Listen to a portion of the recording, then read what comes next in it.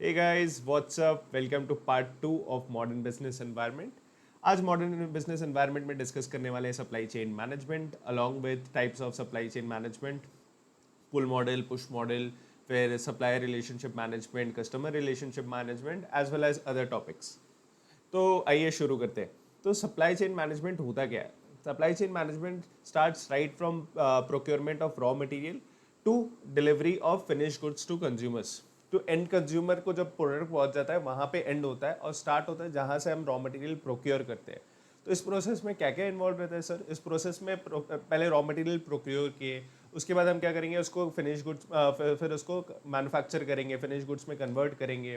Finish goods को convert करने के बाद हम लोग किसको देंगे? डिस्ट्रीब्यूटर्स को देंगे। डिस्ट्रीब्यूटर्स फिर कहाँ पे सेल करेंगे? फिर वो होलसेलर्स को देंगे। Wholesalers will then give to retailers and then retailers will then give to end consumers. तो ये सारा प्रोसेस होता है। अब क्यों ये इतना इम्पोर्टेंट है? ये इतना इम्पोर्टेंट इसलिए है बिकॉज कंपनीज के लिए सप्लाई चेन एक कॉम्पिटेटिव एडवांटेज बन जाता है। अब कॉम्पिटेटिव एडवांटेज बोले तो कॉम्पिटेटिव एडवांटेज इज कि फॉर एग्जांपल लेते हैं कि कल आप डिसाइड करते हो कि कोई एक नया प्रोडक्ट लॉन्च करते हो। फॉर एग्जांपल एफएमसीजी में आपने सोचा है कि एक प्रोडक्ट लॉन्च करते हैं, कि एक प्रीमियम आटा लॉन्च करते हैं, ठीक है। और मान लो मार्केट में अभी कोई आटा नहीं बेचने वाला नहीं है जो पैक्ड आटा बेचता हो, फॉर एग्जाम्पल, ठीक है। अब क्या होगा? अब आपने डिसाइड किया, ठीक है, आपने डिसाइड किया, फॉर एग्जांपल आप रह रहे हो बैंगलोर सिटी में। आपने डिसाइड किया कि मैं यहाँ पे क्या बोलते हैं अपना प्रोडक्ट बना दिया। अब क्या करोगे? आप शॉपकीपर्स के पास जाओगे, इंडिविजुअली जा जाके बात करोगे, फिर उनको बोलोगे कि आप मेरा प्रोडक्ट सेल कर दो। वो सेल करे भी ना भी करे, बिकॉज कोई ब्रांड नहीं है आपका, कैसे ट्रस्ट करे? मान लो ले लेते हैं एंड फिर बिका नहीं तो अब क्या करोगे? पहले तो वो एक करोगे कि शॉपकीपर्स की जाके बात करके then you will make a network amongst them. फिर क्या करोगे? फिर एक एरिया का करोगे, फिर क्या करोगे? पूरे शहर का करोगे, फिर पूरे स्टेट का करोगे, फिर एक रीजन का करोगे, फिर पैन इंडिया करोगे। तो ये over the period of time ये आप एक अपना नेटवर्क बनाते हो, ठीक है। एंड ये काफ़ी टाइम लगता है।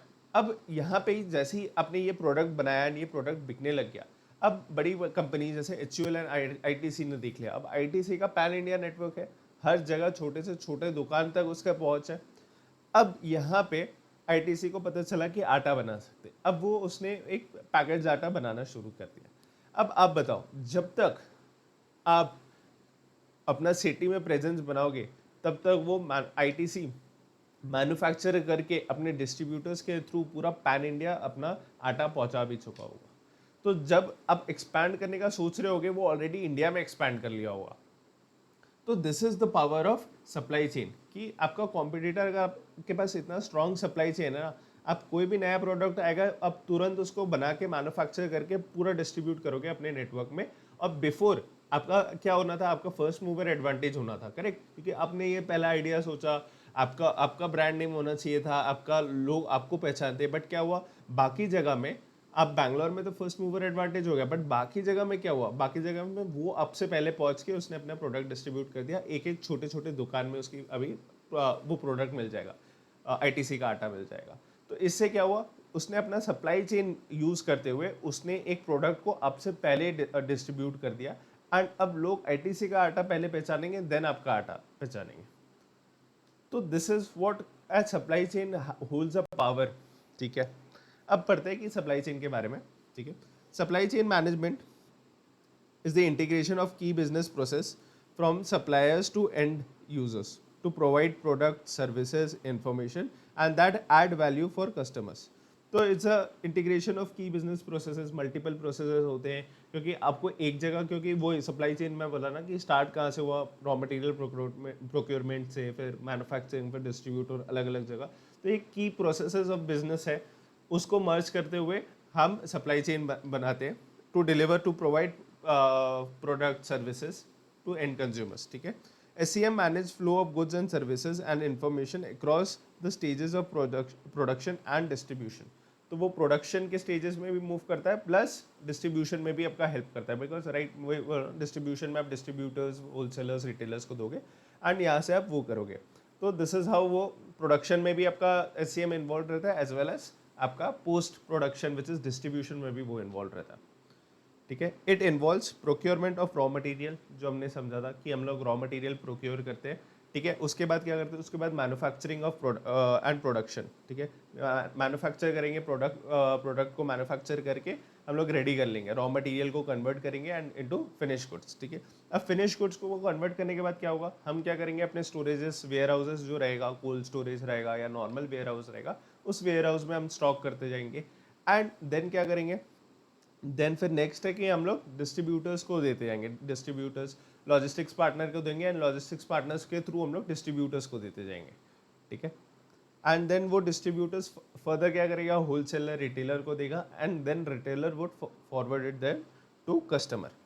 तो ऐसे करके ये पूरा सप्लाई चेन आपका पूरा हो जाता है, ठीक है। अब क्या है, it aims to reduce cost, reduce cost. तो रिड्यूस कॉस्ट कैसे रिड्यूस कर सकता है, तो फॉर एग्जांपल आप जब कोई नए स्टेट में बेचने जाओगे, ठीक है, तो फॉर एग्जांपल आपने एक ट्रक लिया, आपको मान लो अहमदाबाद से दिल्ली, आपने अपना प्लांट जो बनाया वो अहमदाबाद में बनाया। अब अहमदाबाद से दिल्ली आप लेके जा रहे हो, एक ट्रक ले लिया, अब उसमें क्या हुआ, पूरा स्पेस मैनेज नहीं हुआ, ठीक है। आपका थोड़ा ट्रक खाली जा रहा है क्योंकि उतना डिमांड ही नहीं था एंड ट्रक उतना ही लेना था। अभी क्या होगा, ये प्रोडक्ट डिलीवर करने के लिए आपको खर्चा ज़्यादा लगेगा। अब यहीं पे आईटीसी क्या करेगा, सेम डिमांड पे वो क्या करेगा, बाकी गुड्स भी डाल देगा। वो बोलेगा कि मेरे ये गुड्स का भी डिमांड वहाँ पे है, तो वो ट्रक का जो जो स्टोरेज स्पेस रहेगा, जो ट्रैवल मतलब ट्रांसपोर्ट करेंगे, वो उसको और यूटिलाइज कर लेगा दूसरे प्रोडक्ट्स भिजवा के। तो उससे क्या हुआ, आपका जो कॉस्ट रहा वो कम हो गया। दूसरा कैसे होता है, दूसरा होता है बल्क ऑर्डर, जब आप स्केल में काम करते हो, जैसे एचयूएल जैसी कंपनी जो होती है। अब लॉजिस्टिक्स पार्टनर क्या हो रहे हैं, लॉजिस्टिक्स पार्टनर आपका वो पूछ रहे हैं कि आपको कहाँ जाना है, अहमदाबाद से दिल्ली जाना है, कितना गुड्स है आपके पास, उस गुड्स के हिसाब से वो कर देंगे, रेट दे देंगे आपको। बट मान लो अगर आपको वो दे रहा है कि मान लो वो देगा आपको 5 रुपीज़ पर किलोमीटर का रेट या 10 रुपीज़ पर किलोमीटर का रेट लगेगा, ठीक है, 10 रुपीज़ पर किलोमीटर का रेट। अब जब एचयूएल नेगोशिएट करेगा, वो बोलेगा मैं आपको दूंगा बल्क बिजनेस, वो दे रहा है आपको 1 ट्रक का बिजनेस, मैं आपको दूंगा 20 ट्रक का बिजनेस। मैं आप सिर्फ मेरा आटा भी नहीं लेके जाओगे, आप मेरा बाकी की चीज़ों भी लेके जाओगे, आप मेरे मैडेंगल्स, बिंगो, जो भी चिप्स है, नमकीन है, आप मेरा वो भी लेके जाओ अहमदाबाद तो दिल्ली। आज के बाद से आपको वो बिजनेस 20 ट्रक का बिजनेस दूंगा। अब वो क्या करेगा, बट मैं क्या करूँगा, रेट नेगोशिएट कर लूँगा। मैं बोलूँगा मैं तो 10 रुपये नहीं दे रहा, सिंस मैं इतना बिजनेस दे रहा हूँ, इतना स्केल दे रहा हूँ मैं आपको 7 रुपये पर किलोमीटर दूंगा। तो यहाँ पे क्या हो गया, यहाँ पे आप कॉस्ट सेव कर दिए, जितना आपका एससीएम स्ट्रांग होगा उतना आपका कॉस्ट सेविंग होगा। आपको रूट्स पता रहेंगे कि कहाँ पे, मतलब कहाँ पे मेरे को वेयर हाउसिंग करना है, कहाँ पे नहीं करना है। तो अभी ये होता है कि जैसे बड़े बड़े ई कॉमर्स कंपनी ने भी क्या किया, अपने वेयर हाउसिंग बना रखे डिफरेंट स्पॉट्स में। वो डिफरेंट स्पॉट्स में क्यों वेयर हाउसिंग बना के रखा है, जो मिडिल माइल बोलता है, तो वो बना के रखा हुआ है उन्होंने। वो इसलिए बना के रखा हुआ है, वो स्ट्रेटेजिक लोकेशन है, वो देखा है अभी हिस्टोरिकली भी कितना ऑर्डर्स आता है। उसके बाद उसके पता है कि इस जगह में ये एक वेयर हाउस होना जरूरी है, जहाँ से क्या होगा, हम 1 डे डिलीवरी, 2 डे डिलीवरी कर सकते हैं। तो that is also comes through experience, and जब आप पैन इंडिया एक्सपैंड कर चुके हो तब आता है। तो ये सारी चीज़ें क्या होता है, कॉस्ट ऑप्टिमाइज करने में, फास्टर डिलीवरी करने में आपको हेल्प करता है, ठीक है। Increases efficiency. अब इंक्रीजेस एफिशिएंसी का क्या है, एफिशिएंसी में क्या है कि आपका जो प्रोसेस होगा, तो ये थ्रू आउट द होता है। जैसे फॉर एग्जांपल फ्लिपकार्ट का था, फ्लिपकार्ट क्या हो रहा था, फ्लिपकार्ट में जब लोग मोबाइल फ़ोन्स ऑर्डर कर रहे थे, तो बीच में क्या स्कैम होने लगा कि फ़ोन निकाल के अंदर पत्थर रख के दे देते थे। अब जो कंज्यूमर है वो जब खोलता था, उसको अंदर से पत्थर मिलता था। अब इसमें दोनों का था। अब कई बार होता था कि ये सप्लाई चेन में ही उनका कोई भी एक पार्टनर क्या होता था, ये उनको दिखता था फ़ोन है, वो फ़ोन निकाल के अंदर पत्थर रख देते थे। बहुत बार ऐसा हुआ कि जैसे ये डिलीवरी पार्टनर्स में होने लगा, तो कंज्यूमर्स को जैसे पता चला, कुछ यूजर्स ने क्या किया, उन्होंने फ़ोन तो ले लिया पर उसके अंदर दिखाया कि पत्थर रख के, फिर दिखाया अनबॉक्स करते हुए कि यार हमको तो पत्थर मिल गया, जबकि उनको मिला फ़ोन था। अब फ्लिपकार्ट क्या डिसीजन ले, फ्लिपकार्ट कुछ भी नहीं ले, अब वो किसी एक का तरफ भी नहीं ले सकता। डिलीवरी पार्टनर को अगर वो इसको चार्ज करने लगा कि यार तुमने ये गलत किया, तुमने ये प्रोडक्ट दिक्कत हुई है, तो हम तुमको चार्ज करेंगे, तो डिलीवरी पार्टनर भी हल्ला करेगा कि यार नहीं ये तो गलत है, हमने तो सही प्रोडक्ट डिलीवर किया, कंज्यूमर ने गलत दिखाया है। अब कंज्यूमर को आप कर नहीं सकते, क्योंकि कंज्यूमर हल्ला करेगा कि मेरे को तो प्रोडक्ट रिसीव नहीं हुआ, आप मेरे को ही उल्टा बोल रहे हो, ठीक है। तो इसमें क्या किया उन्होंने ओटीपी वाला वो किया, क्या बोलते हैं, ओटीपी वाला फिगर आउट किया। ओपन बॉक्स ओटीपी होगा कि अगर वो बॉक्स आपके सामने ही ओपन होगा एंड फिर आपको ओटीपी देना है, तो उससे क्या होगा, डिलीवरी पार्टनर को भी वो नहीं करना पड़ेगा। अगर इसमें पता चल जाएगा कि कहाँ पे है, अगर उसने ओटीपी दे दिया और उसके बाद अगर कंज्यूमर बोलता है कि फ़ोन नहीं है ये तो वो फिर तो कंज्यूमर है, तो आपने ओटीपी क्यों दिया। और ओटीपी के पहले वो अगर मना कर देते कि यार इस डब्बे में तो फ़ोन ही नहीं निकला, वो ओटीपी ही नहीं देगा, तो उसमें फिर डिलीवरी पार्टनर का मिल जाएगा कि ये डिलीवरी पार्टनर की वजह से होता है। तो these are all the efficiencies जो उनका लूप होल्स था, जो इनके सप्लाई चेन में प्रॉब्लम्स आ रहे थे, तो ये क्या हुआ, ये लीकेजेस थे, इसके वजह से फ्लिपकार्ट अपना बर्न कर रहा था। अब ये क्या हुआ, इसके वजह से अभी ये लीकेजेस फिक्स कर दिए तो एफिशिएंसी आ गई। तो this is known as efficiency increasing. Improve customer satisfaction. Improve customer satisfaction कैसे, अगर आप समझो कि अमेजोन है, अभी तक हम लोग क्या कर रहे थे, अभी हम लोग पहले जो स्टार्ट किया था 3 days 4 days डिलीवरी था, उसके बाद 1 day 2 days डिलीवरी हो गया, अभी के दिन में it is 1 day delivery.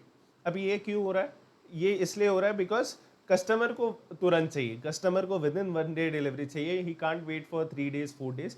Customer दिन ब दिन इम्पेशेंट होता जा रहा है, यूजर्स दिन ब दिन इम्पेशेंट होते जा रहे हैं कि हमको जल्दी चाहिए। अभी वो 10 मिनट तक पहुंच गया कि 10 मिनट हाफ एन आवर इतने जल्दी चाहिए हमको प्रोडक्ट। तो इससे क्या हो रहा है, अब क्या आपको क्या करना पड़ेगा, एससीएम इंप्रूव करना पड़ेगा, आपको वेयर हाउसिंग्स प्रॉपर करने पड़ेंगे, आपको सप्लाई चेन वैसा रखना पड़ेगा कि delivery partner with in 1 day deliver कर सके, विद इन अभी गोइंग फॉरवर्ड और भी फास्ट करना पड़ेगा, विद इन 4 hours 5 hours आपको डिलीवर करना पड़ेगा। तो ये क्या है, this is to improve customer satisfaction. अब अगर ये करते रहोगे तो आपका कस्टमर आपको वो होता रहेगा, सेटिस्फाई होता रहेगा कि यार बहुत जल्दी प्रोडक्ट आता है, मैं तो इससे ही ऑर्डर करूँ। ठीक है, देन एनहांस कॉम्पिटेटिव एडवांटेज। जैसे कि मैंने एग्जांपल में बोला कि आईटीसी है, आईटीसी के साथ अगर आप आटा के साथ कंपटीशन कर रहे हो तो वो आपसे पहले वो प्रोडक्ट पैन इंडिया पहुंचा देगा। जब तक आप दूसरे सेलर्स के पास दूसरे रिटेलर्स के पास जाओगे आपको ऑलरेडी दिखेगा यहाँ पे तो आईटीसी का आटा रखा हुआ है, जो कि पहले था भी नहीं। तो this is known as supply chain, कि उनका डिस्ट्रीब्यूशन नेटवर्क इतना स्ट्रांग है कि वो कि कोई भी नया प्रोडक्ट वो आपसे पहले पूरा पैन इंडिया में प्रेजेंस बना सकते हैं। आप अगर पहली बार वो चीज़ प्रोडक्ट ला रहे हो मार्केट में, लोगों को पता नहीं है, और आईटीसी वो प्रोडक्ट बना के वो पैन इंडिया लॉन्च भी कर देगा। तो this is known as competitive advantage. ITC के पास सप्लाई चेन का कॉम्पिटेटिव एडवांटेज है। अब आते हैं टाइप्स ऑफ सप्लाई चेन में। टाइप्स ऑफ सप्लाई चेन में there is 2 models. First is की पुश मॉडल है एंड सेकेंड है पुल मॉडल। अब पुश एंड पुल मॉडल क्या होता है, तो पुश मॉडल जो होता है वो उसमें क्या होता है, तो फॉर एग्जांपल इसमें एक ऑटोमोबाइल का एग्जांपल लेके चलते हैं फिर हम लोग समझेंगे। ठीक है, तो उसके पहले क्या होता है, फॉर एग्जांपल ऑटोमोबाइल में आप मान लो मारुति ऑल्टो 800 और वैगन आर जैसा कार ले लो। अब इसमें क्या होता है, इसका एक स्टेबल डिमांड है मार्केट में कि मतलब कुछ भी करो तो इसका मान लो for example 20,000 cars, 20,000 Wagon R cars का तो डिमांड हर मंथ आता ही आता है। ठीक है, मंथली पे। अब आप क्या करोगे, आपको पता है कि मंथली में ये आ रहा है, अब मंथली में ये आ रहा है तो अब नेक्स्ट मंथ में फॉर एग्जांपल मई मंथ के लिए आप प्रोजेक्ट कर रहे हो, मई मंथ में आप देखोगे कि क्या है, कोई फेस्टिवल्स वगैरह है जिसकी वजह से लोग ज़्यादा खरीदेंगे। अगर नहीं है तो लास्ट 3 मंथ्स का जो भी आपका ट्रेंड रहेगा वो आपको पता है कि अच्छा ठीक है ये ट्रेंड के हिसाब से मेरा 20,000 बैठता है, तो मई में मेरा प्रोजेक्टेड सेल्स रहेगा 20,000 का। अब इसमें क्या होगा, अब आप उसके हिसाब से काम करोगे। ऐसा नहीं है कि अभी कंज्यूमर्स ने ऑर्डर्स प्लेस नहीं किया, आपको पता है कि कस्टमर आएंगे मेरे डीलरशिप शॉप्स में एंड गाड़ी खरीदेंगे, तो ये आपने एक प्रोजेक्टेड कर लिया कि मेरे 20,000 गाड़ियां तो बिकेंगी ही बिकेंगी अगले महीने। अब आप क्या करोगे, आप इसको मैन्युफैक्चर करोगे। आप मैन्युफैक्चर करने के लिए आपको चाहिए होगा रॉ मटेरियल, तो पहले आप क्या करोगे, आप सप्लायर से रॉ मटेरियल लोगे। ठीक है, बेस्ड ऑन दी फोरकास्टेड 20,000, ये फोरकास्टेड के बेसिस पे आप क्या करोगे, रॉ मटेरियल सप्लायर से लोगे। फिर आप मैन्युफैक्चर करोगे 20,000 गाड़ियाँ, फिर आप डिस्ट्रीब्यूटर्स को दोगे एंड डिस्ट्रीब्यूटर्स देंगे डीलरशिप शोरूम्स को एंड डीलरशिप शोरूम्स देंगे कस्टमर्स को। ठीक है, अब इसमें इसको पुश मॉडल क्यों बोलते हैं, पुश मॉडल इसलिए बोलते हैं कि हम लोग कस्टमर बोलता है उसके पहले सामान उसके सामने होता है। ठीक है, तो हम कस्टमर को पुश करते हैं कि आप ये प्रोडक्ट ले लो। इंस्टेंट सप्लायर अगर ऐसा होता कि मतलब वो सामने से तो आके बोल नहीं रहा है कि मेरे को ये गाड़ी चाहिए, वो गाड़ी खड़ी है एंड वो आ रहा है कि मेरे को गाड़ी लेना है, तो हम क्या करेंगे, आप जाओगे अगर शोरूम मारुति के शोरूम में बोलोगे कि मेरे को गाड़ी लेनी है, इस रेंज के अंदर लेनी है, वो क्या करेगा, आपको बेचना शुरू करोगे, ये गाड़ी देखो सर ये गाड़ी है, आप आज पैसा दो आज ये गाड़ी ले लो।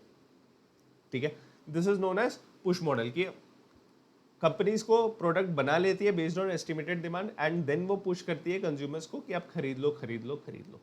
ठीक है, अब इसमें क्या होता है, इसमें इसके बारे में डिटेल्स में बढ़ते हैं। Production and supply decision are based on demand forecast. Demand forecast है कि हम लोग देख लेते हैं कि हमारा क्या ट्रेंड चल रहा है, कितनी गाड़ियाँ बिक रही है, तो अगले महीना भी उतनी बिकेंगी, ठीक है, तो वो एक ट्रेंड कर लेते हैं। अब क्या होता है, goods are produced in advance and push down the chain. तो यहाँ पर भी जैसे उन्होंने बना तो लिया, फिर इन्होंने किसको दे दिया, इन्होंने फिर सप्लायर से रॉ मटेरियल लिया, फिर मैन्युफैक्चर किया, मैन्युफैक्चर करने के बाद डीलर्स को दिया, डीलर्स ने देन इसको यूजर्स कस्टमर्स को बेचा, ठीक है। अब इसमें एक प्रॉब्लम क्या है, अब इस पूरे प्रोसेस में there is risk of overstocking, stock outs due to forecast error. अब इसी केस में मान लो जहाँ पे आपने बोला कि फोरकास्ट किया 20,000, आपने बनाया 20,000 के हिसाब से, अब क्या हो गया, एक्चुअल डिमांड आ गया 25,000। अब क्या होगा, ये एडिशनल जो 5,000 आया, इसको आप ओवरनाइट फुलफिल कर सकते हो क्या ये डिमांड को? The answer is no. आप ओवरनाइट तो फुलफिल नहीं कर सकते हो क्योंकि टाइम लगता है, क्योंकि ये 5,000 का हमारे पास रॉ मटेरियल नहीं है, फिर मैन्युफैक्चर करने में टाइम लगेगा, फिर डिस्ट्रीब्यूटर्स को हम लोग गाड़ी देंगे, फिर डीलर्स को देंगे, फिर डीलर्स आगे जाके पास ऑन करेंगे, तो ये क्या हो जाएगा, ये वेटिंग लिस्ट में चला जाएगा। अब वेटिंग लिस्ट में गया तो हो सकता है क्या करेगा कंज्यूमर, दूसरी गाड़ी अभी अच्छा ठीक है ये नहीं है तो हम दूसरी गाड़ी भी देख लेते हैं, तो आपका रेवेन्यू लॉस हो सकता है जस्ट बिकॉज आपने डिमांड ठीक से फोरकास्ट नहीं कर पाया। तो उससे क्या होगा, आपका रेवेन्यू लॉस हो गया, आपके कस्टमर जो आपके थे वो चले गए, ठीक है। और इसमें ऑपोजिट भी हो सकता है, मान लो एक्चुअल आ गया, इसमें मान लो एक्चुअल आ गया 5,000 ही आया, एकदम ही डिमांड नहीं आई, कोई सेम कंपटीशन, अब आपने सोचा कि ठीक है ये लॉन्च कर देंगे एंड कंपटीशन ने एक गाड़ी लॉन्च कर दी बहुत तगड़ी, बहुत कम प्राइस में एंड बहुत फीचर लोडेड। अब क्या हुआ, आपका सेल बंद हो गया, आपका सेल कितना हुआ, 5,000 हुआ, आपने डिमांड के मैन्युफैक्चर कितना किया था, 20,000 के हिसाब से किया था। अब 20,000 के हिसाब से किया एंड एक्चुअल डिमांड आया 5,000। अब क्या होगा, ये 15,000 की एक्सेस इन्वेंट्रीज क्या आपके पास पड़ी रहेगी। अब इन्वेंट्रीज पड़ी होगी एंड इसको क्लियर होने में कितना टाइम लगेगा, अगर 5,000 महीने में बिकता रहे, अगले 3 महीने तो ये गाड़ियाँ मेरे पास ही खड़ी रहेंगी। इसमें क्या क्या दिक्कत है, वर्किंग कैपिटल आपका ब्लॉक हो जाएगा, आपने ऑलरेडी पैसे लगा दिए एंड अभी ये बिक नहीं रहे।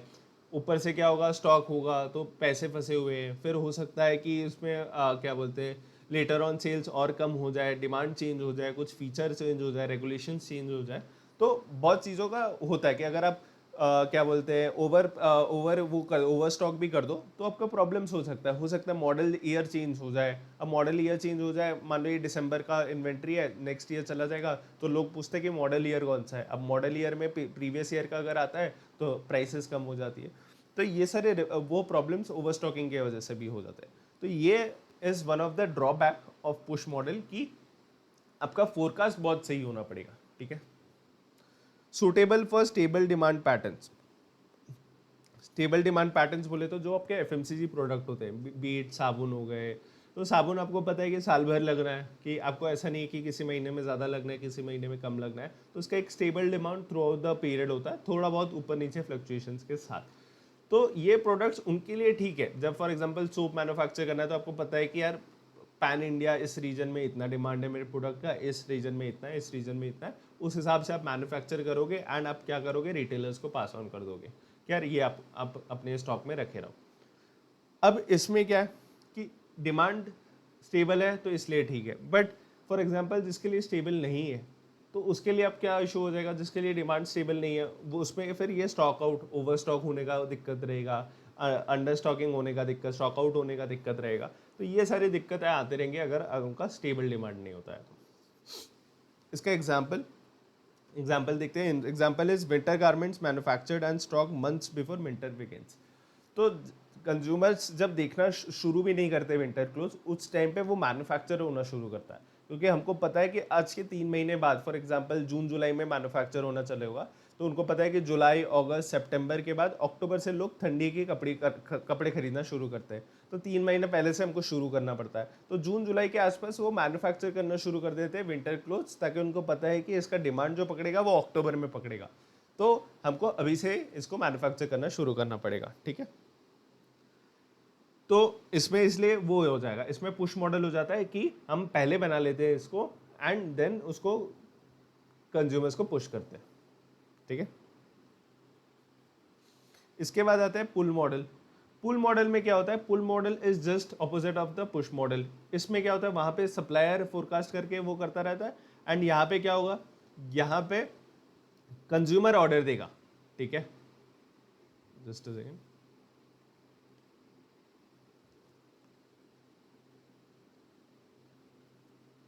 यहाँ पे क्या होता है, कंज्यूमर ऑर्डर देगा, कंज्यूमर पहले ऑर्डर प्लेस करेगा, उसके बेसिस, फॉर एग्जांपल रेस्टोरेंट होता है, रेस्टोरेंट क्या आपका खाना पहले से प्रिपेयर करके रखता है, द आंसर इज नो। वो आप ऑर्डर देते हो उसको, एंड देन वो खाना अंदर जाता है, किचन में जाता है, एंड देन वो प्रिपेयर करता है शेफ। तो वेटर ऑर्डर लेके जाएगा एंड देन शेफ प्रिपेयर करेगा। तो इसमें क्या हुआ, this is known as pull model, कि यहाँ पे कंज्यूमर से आ रहा है, मैन्युफैक्चर पुश नहीं कर रहा है कि हमने ये बना लिया है, आपको ये खाना पड़ेगा हमारे यहाँ पे। वैसा नहीं होता, कस्टमर अपने हिसाब से बोलता है कि उसको क्या प्रेफरेंस चाहिए, उस हिसाब से फिर वो बनता है, ठीक है। अब आते हैं इसमें, जैसे फॉर एग्जांपल इसमें सेम ऑटोमोबाइल का अगर एग्जांपल ले तो XUV 700 आ जाता है। XUV 700 अगर आप देखोगे तो वेटिंग पीरियड में चल रहा था जो वो वेटिंग पीरियड में चलता है। तो उससे क्या होता है, उनका 1 month 2 month 3 months waiting period होता है। तो मैन्युफैक्चर जो महिंद्रा है उसको पता है कि अगले अगले महीने मेरे को कितने गाड़ी डिस्पैच करनी है, उसके बाद वाले महीने में कितना है, उसके बाद वाले महीने में क्या है। वो पहले से गाड़ी बना के नहीं रख रहा, उसको कंज्यूमर डिमांड आ रहा है, उसके बाद वो मैन्युफैक्चर अकॉर्डिंगली कर रहा है। तो this is known as pull model, ठीक है। Production is based on actual demand not forecast, ठीक है। इसलिए वो वेटिंग पीरियड रहेगा ना, 2-3 महीना वेटिंग पीरियड क्यों बोलते हैं, क्योंकि अब महिंद्रा को पता है कि मेरा अगले महीने तक मेरे को कितना बनाना पड़ेगा, उसके बाद कितना बनाना पड़ेगा, थर्ड मंथ में कितना बनाना पड़ेगा, इसलिए वो वेटिंग पीरियड डिसाइड हो रहा है, ठीक है। Whereas opposite of Maruti, Maruti में वैगनआर वगैरह क्या है, वो पहले से आपको शोरूम में, आप कल भी जाओगे आपको बोलोगे कि मेरे पास पैसे, ये पैसे लो मेरे को गाड़ी दे दो, वो हाथों हाथ गाड़ी दे देंगे आपको। वेरस आपको ये चीज़ है वहाँ पे नहीं होगी, जहाँ पे थोड़ा प्रीमियम सेगमेंट होता है वहाँ पे आपको वेटिंग पीरियड देखना पड़ेगा। तो production is based on actual demand and not forecast, यहाँ पे कुछ फोरकास्ट नहीं होता, जैसा डिमांड आता है वैसा हो जाता है। इसका एक और एग्जांपल ले, मतलब एकदम प्लेन एंड सिंपल एग्जांपल तो होता है फर्नीचर। जब आप कुछ स्पेसिफिक मॉडिफिकेशंस या स्पेसिफिक तरीके से कोई सामान चाहिए अगर आपको, तो उसमें वो पुल मॉडल पे काम करता है, ठीक है। फॉर एग्जांपल फर्नीचर चाहिए आपको, अगर चाहिए कि मेरा घर ऐसा है तो घर के कोने में मेरे को एक टेबल चाहिए जिसका लेंथ मेरे को इतना चाहिए, ब्रेथ इतना चाहिए, इतने डोर्स चाहिए, इतने डिज़ाइन में चाहिए, इतने कलर में चाहिए। अब नॉट नेसेसरली ये आपको कोई भी फर्नीचर शॉप में मिलेगा, हो सकता है नहीं भी हो सकता है। तो आप क्या करोगे, आप ऑर्डर प्लेस कर दोगे कि यार मेरे को ये चाहिए, ये कलर चाहिए, ये शेप चाहिए, ये डिज़ाइन चाहिए, आप मेरे को ये बनवा के दे दो। फर्नीचर वाला क्या करेगा, फर्नीचर वाला जाएगा, ऑर्डर ले लेगा, फिर वो अपने जो भी मैन्युफैक्चरर है उसका, तो वो उसको जाके बोलेगा कि मेरे को ये रिक्वायरमेंट में मेरे को एक टेबल बना के दो। वो मैन्युफैक्चरर क्या करेगा, वो जाके सप्लायर से बात करेगा, बोलेगा कि मेरे को ये वाले लकड़ी चाहिए, मेरे को ये टेबल बनाना है। तो यहाँ पे उल्टा फ्लो होता है, पहले कस्टमर क्या करेगा, फर्नीचर को ऑर्डर दिया, ठीक है, वो रिटेलर ऑर्डर ले लिया, ठीक है, इसमें डिस्ट्रीब्यूटर तो नहीं आएगा। तो देन वो क्या किया, रिटेलर जाके मैन्युफैक्चरर से बात किया कि मेरे को ये मैन्युफैक्चर आप करके दे दो। मैन्युफैक्चरर ने क्या किया, फिर सप्लायर से जाके वो पर्टिकुलर लकड़ी एंड वो पर्टिकुलर सनमाइका बोलो, वो उन्होंने उनसे लिया, सप्लायर से लिया, ठीक है। तो इसमें फिर आते हैं एक्चुअल डिमांड पे होता है not forecast, inventory is minimised, orders are processed only when required. Inventory का लोड ही नहीं है, आपको कभी इन्वेंट्री मैनेज करने का दिक्कत नहीं होगा। इन्वेंट्री आपका मान लो जैसे कि पुल मॉडल में जैसे बिका नहीं, तो आपको क्या होगा, वो 15,000 गाड़ी है जो बिकी नहीं, आपको क्या करना पड़ेगा, उसको ठीक से रखना पड़ेगा, कहीं पे शेड में रखना पड़ेगा, गाड़ी का कलर खराब हो सकता है, धूप धूप में गाड़ी खराब हो सकती है, सीट कवर्स खराब हो सकते हैं। तो उसमें आपका बाकी कॉस्ट भी होता है, इन्वेंट्री रिलेटेड कॉस्ट, आपका वर्किंग कैपिटल फंसा हुआ है। यहाँ पे आपका वर्किंग कैपिटल भी नहीं फंसा होगा, जस्ट वो जब तक वो आपका मैन्युफैक्चरर टू, मतलब मैन्युफैक्चरिंग टू आपका ये वाला डिलीवरी वाला साइकिल होगा, बस उतने का ही वर्किंग कैपिटल आपका फंसा होगा। तो ज़्यादा वर्किंग कैपिटल नहीं फंसता, आपको मैनेज नहीं करना पड़ेगा ज़्यादा इन्वेंट्री कि इसको कहाँ स्टोर करे, कैसे स्टोर करे, बिकॉज ऑन डिमांड है, तो आपका पता है कि आपको बेचना ही है, आपको स्टोर करने की ज़रूरत नहीं है। More flexible and responsive to customer needs, obviously जिसमें आप पुश मॉडल में क्या होता है, वो पहले से बना लेते हैं एंड देन आपको वही लेना पड़ता है। वेयर एज पुल मॉडल में क्या हो जाता है, पुल मॉडल में आप डिमांड मतलब स्पेसिफिकेशंस देते हो कि मेरे को इस तरीके का चाहिए टेबल। तो इसमें क्या हो जाता है कि वो कस्टमर रिस्पॉन्सिव है, कि मतलब वो सुन रहा है कि कस्टमर नीड्स क्या है, कि कस्टमर क्या चाहता है, कैसे चाहता है, ना कि ऐसा कि मैंने बना दिया है अब ये आप घर में ले जाओ, इससे दूसरा कोई टेबल नहीं मिलेगा। तो ये होता है push model. And pull model में क्या हो रहा है, वो आपका सुन के स्पेसिफिकेशन मॉडिफिकेशंस करके आपके हिसाब से देगा, तो he is responsive to your needs. अब आते हैं नेक्स्ट पार्ट पे।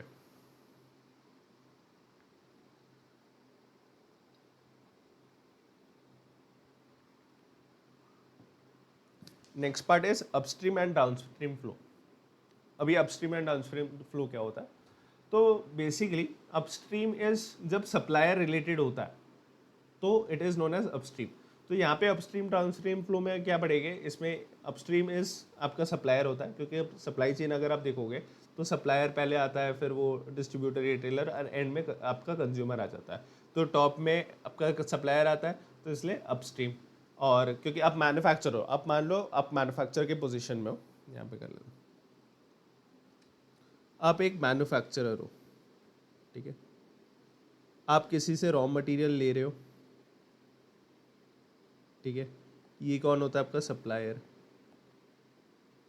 ठीक है। आप इसको किसको देते हो? कस्टमर को देते हो।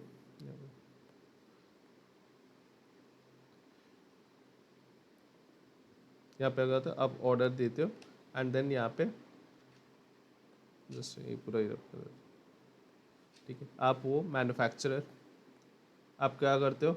आप सप्लायर को रॉ मटेरियल का ऑर्डर देते हो, करेक्ट। एंड देन आप क्या करते हो? आप कंज्यूमर को मैन्युफैक्चरर करके वो गुड्स डिलीवर कर देते हो।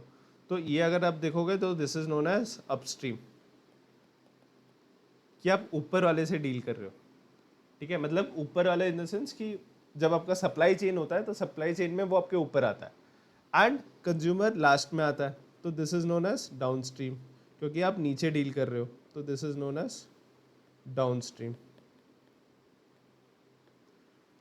ठीक है। तो अब अपस्ट्रीम डाउन स्ट्रीम का मतलब समझ गया आप लोगों को? ये मैं रब कर देता हूँ। तो when the flow is related to customers it is known as downstream flow, and when the flow is related to suppliers it is known as upstream flow. अब क्या करेंगे हम लोग? अपस्ट्रीम फ्लो में पढ़ेंगे कि अपस्ट्रीम फ्लो में supplier होता है, तो अपस्ट्रीम फ्लो में क्या बोलता है? तो बेसिकली सप्लायर को कैसे मैनेज करना है ना, क्या की कंसिडरेशन होना चाहिए, कैसे सप्लायर्स के रिगार्डिंग स्ट्रैटेजी होना चाहिए, है ना, सप्लायर रिलेशनशिप मैनेजमेंट में क्या क्या चीज़ें आती है। तो पहले हम लोग SRM पढ़ेंगे, उसके बाद हम लोग पढ़ेंगे की कंसिडरेशंस की हम लोग को सप्लायर्स के रिगार्डिंग स्ट्रैटेजी क्या रखनी चाहिए। तो पहले में आते हैं which is supplier relation management.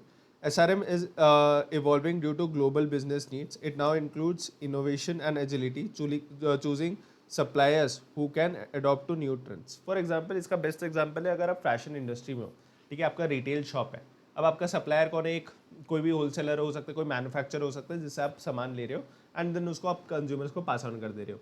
अब वो जो आपका सप्लायर होगा, आपका business would be dependent on your supplier, because वो सप्लायर कितने ट्रेंडी क्लोथ्स बेचता है, कितने नए क्लोथ्स बेचता है जो कि यूथ को पसंद है, आपके कस्टमर्स को पसंद है। तो इससे क्या होगा? इससे ये होगा कि अगर मान लो फॉर एग्जांपल कि ट्रेंडी क्लोथ्स है, मान लो आपका ओवरसाइज टी शर्ट का ट्रेंड आ गया, पहले नैरो जीन्स का ट्रेंड आया, फिर अभी स्लिम फिट का आ गया ट्रेंड, एंड मान लो अभी ओवरसाइज का टी शर्ट्स का ट्रेंड चल रहा है। अब मान लो इस केस में सप्लायर अगर आपको ओवरसाइज टी शर्ट्स नहीं आता है, अभी डिमांड 1-2 महीने से काफ़ी है एंड आपको 2 महीने हो गए, वो आपको डिमांड वो नहीं दे रहा, प्रोडक्ट ओवरसाइज टी शर्ट्स नहीं दे पा रहा है, बिकॉज वो बनाया ही नहीं, उसने सोचा ही नहीं कि वो ये नया ट्रेंड आएगा, तो उस ट्रेंड के हिसाब से उसने कैप्चर नहीं किया। अब क्या हुआ? ये 2 महीने जो अपने बिजनेस किया उसमें आपके कस्टमर आए, आपसे ओवरसाइज टी शर्ट मांगा एंड आपने डिलीवर नहीं कर पाया, तो इससे आपका बिजनेस इम्पैक्ट हुआ। यस। तो इस पोजीशन में क्या होना चाहिए? आपको वैसे सप्लायर्स देखने चाहिए जो ट्रेंड को कैप्चर कर पाते हो, जो इजीली अडेप्ट करते हो न्यू सर्कमस्टांसेस में, न्यू सिचुएशंस में, तो वैसे सप्लायर्स देखने चाहिए, ठीक है। देन है reliability and quality, ensuring timely and consistent delivery of quality inputs, ठीक है। तो रिलायबिलिटी क्यों चाहिए, क्वालिटी चाहिए? बिकॉज सप्लायर्स आपको प्रोडक्ट दे रहे हैं, आप हर एक चीज़ चेक नहीं कर पाओगे, correct, at a retailer level पे। तो आपको एट मैन्युफैक्चर लेवल पे आप चेक कर लो, बट आपको भी एक श्योरिटी चाहिए, कॉन्फिडेंस चाहिए कि जो सामान आ रहा है उस पर एक रिलायबल होना चाहिए, मतलब वो ट्रस्ट होना चाहिए। यहाँ पे क्वेश्चन आएगा, मान लो आपका डिफेक्ट्स, आपका जो सप्लायर है आपको रॉ मटेरियल जो देता है उसमें डिफेक्ट्स बढ़ रहे हैं और उस डिफेक्ट्स की वजह से आपके फिनिश गुड्स में प्रॉब्लम आ रहा है, तो इसमें क्या होगा, आपका बिजनेस खराब होगा बिकॉज आपको रिवर्क उतना ज़्यादा करना पड़ेगा, आपका एक्सटर्नल कॉस्ट बढ़ जाएगा, कंज्यूमर्स को खराब प्रोडक्ट्स आ रहे होंगे, तो आपका मल्टीपल रिकपरेशंस है। तो इसमें क्या हो जाएगा, आपको इसलिए रिलायबल वो चाहिए, आपको रिलायबल सप्लायर चाहिए जो आपको रॉ मटेरियल जो सप्लाई करे वो सही से सप्लाई करे, सही क्वालिटी पे सप्लाई करे, और मोर इम्पोर्टेंटली सही टाइम पे करे। तो आपको क्या करना पड़ेगा, एक सप्लायर हिस्ट्री निकालना, सप्लायर ऑडिट करना पड़ेगा, जैसे एप्पल करता है। एप्पल अपने सप्लायर्स का सप्लायर ऑडिट करता है, उसमें वो देखता है कि इसके फाइनेंशियल कंडीशंस कैसे हैं, कभी डिफ़ॉल्ट किया है, कितना टाइम से कितने टाइमली डिलीवर करता है गुड्स, कैसे इनके मैन्युफैक्चरिंग प्रोसेस है, एसओपीज कितने अच्छे हैं इनका। तो ये सप्लायर्स का, क्योंकि उसके बाद क्या होता है, उनका एक रिलायबिलिटी आ जाता है सप्लायर ऑडिट करने के बाद। And last is cost control, negotiating better prices and reducing the risk by aligning with the reliable supplier. तो अब क्या होता है, बेटर प्राइसेस नेगोशिएट कर सकते हो, बिकॉज इससे क्या होगा, जब आप स्केल करोगे, जब आप स्केल करने के बाद उससे आपको बोलोगे कि आप नेगोशिएट करोगे, प्राइसेस नेगोशिएट करोगे, एंड ऑल्सो एक रिलायबल उसका कि रिस्क भी कम होगा, कि क्वालिटी का रिस्क कम होगा, फिर टाइमली डिलीवरी का रिस्क कम होगा, तो कॉस्ट भी कंट्रोल हो रहा है एंड रिस्क भी कम है। तो better prices and reducing the risk by aligning with a reliable supplier. ठीक है, अब आते हैं नेक्स्ट पार्ट में कि की कंसिडरेशन क्या है, कि सप्लायर्स जब आप स्ट्रैटेजी बना रहे हो तो सप्लायर्स के रिगार्डिंग भी स्ट्रैटेजी बनाना पड़ता है। जैसे एप्पल ने बनाया, राइट, एप्पल ने एक स्ट्रैटेजी बताया ऑपरेशंस का कि मैंने आउटसोर्स कर दूंगा, ठीक है, ये मैं खुद नहीं बनाऊंगा, एक सप्लायर को मैं आउटसोर्स कर दूंगा जो मेरे को बना के दे देगा। तो this is an supplier strategy. और क्या सप्लायर स्ट्रैटेजी में आता है, सप्लायर स्ट्रैटेजी में आता है कि मैं मल्टीपल वेंडर से ले लूँ, ठीक है, that is an supplier strategy, कि मेरे को सिंगल वेंडर रखना है या मल्टीपल वेंडर्स रखने हैं। फिर और भी कि कहाँ से सोर्स करना है, डोमेस्टिक सोर्स करना है, इंटरनेशनल सोर्स करना है, तो वो सब चीज़ तो एक एक करके आके डिटेल में बढ़ते हैं।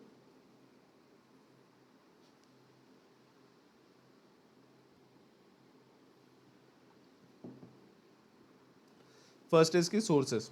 सोर्सेज में क्या है कि सप्लायर का लोकेशन क्या है, इसका बेस्ट एग्जांपल है, अगर आप देखोगे ना तो यूपी है। यूपी में क्या होता है, यूपी में सबसे ज़्यादा शुगर केन प्रोडक्शन होता है। Majority of the India sugar cane production happens in आपका उत्तर प्रदेश, ठीक है।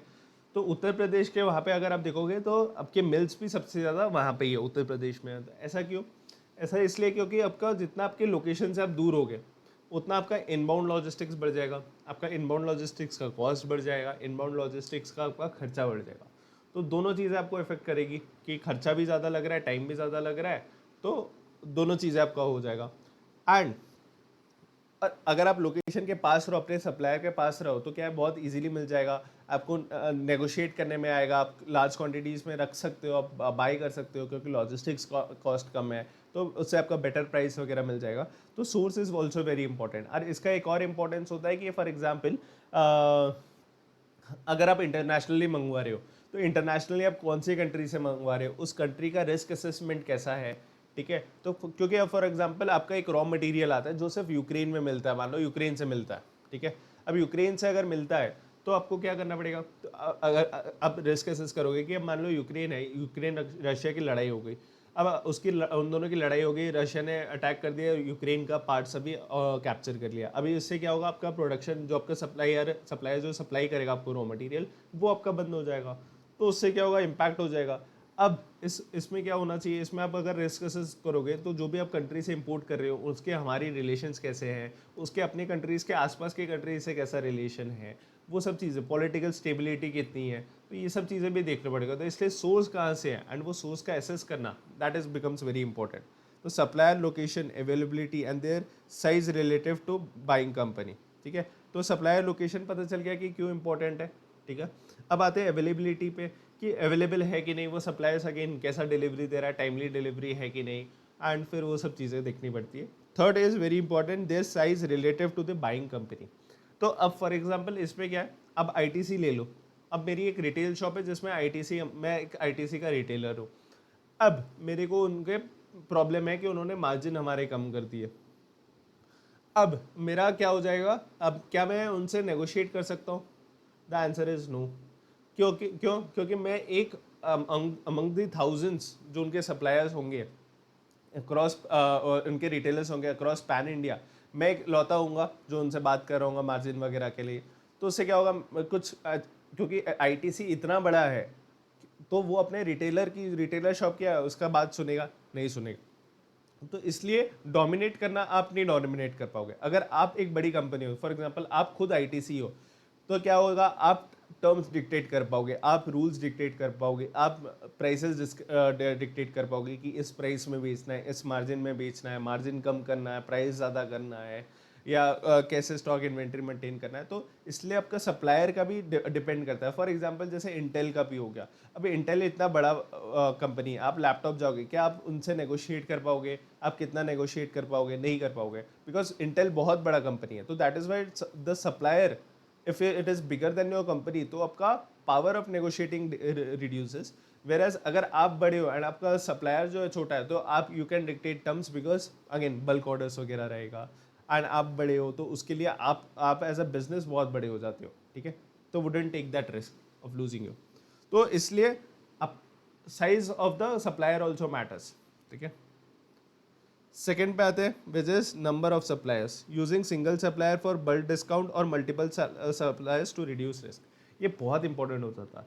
क्या हो? क्योंकि अब देखो इसका स्ट्रैटेजी क्या है। अगर आप मान लो 4 सप्लायर रख लो, ठीक है, अब 4 सप्लायर रख सकते हो या एक सप्लायर रख सकते हो। अगर आप अगर आपका एनुअल डिमांड मान लो, मंथली का डिमांड है मान लो 1 लाख यूनिट्स।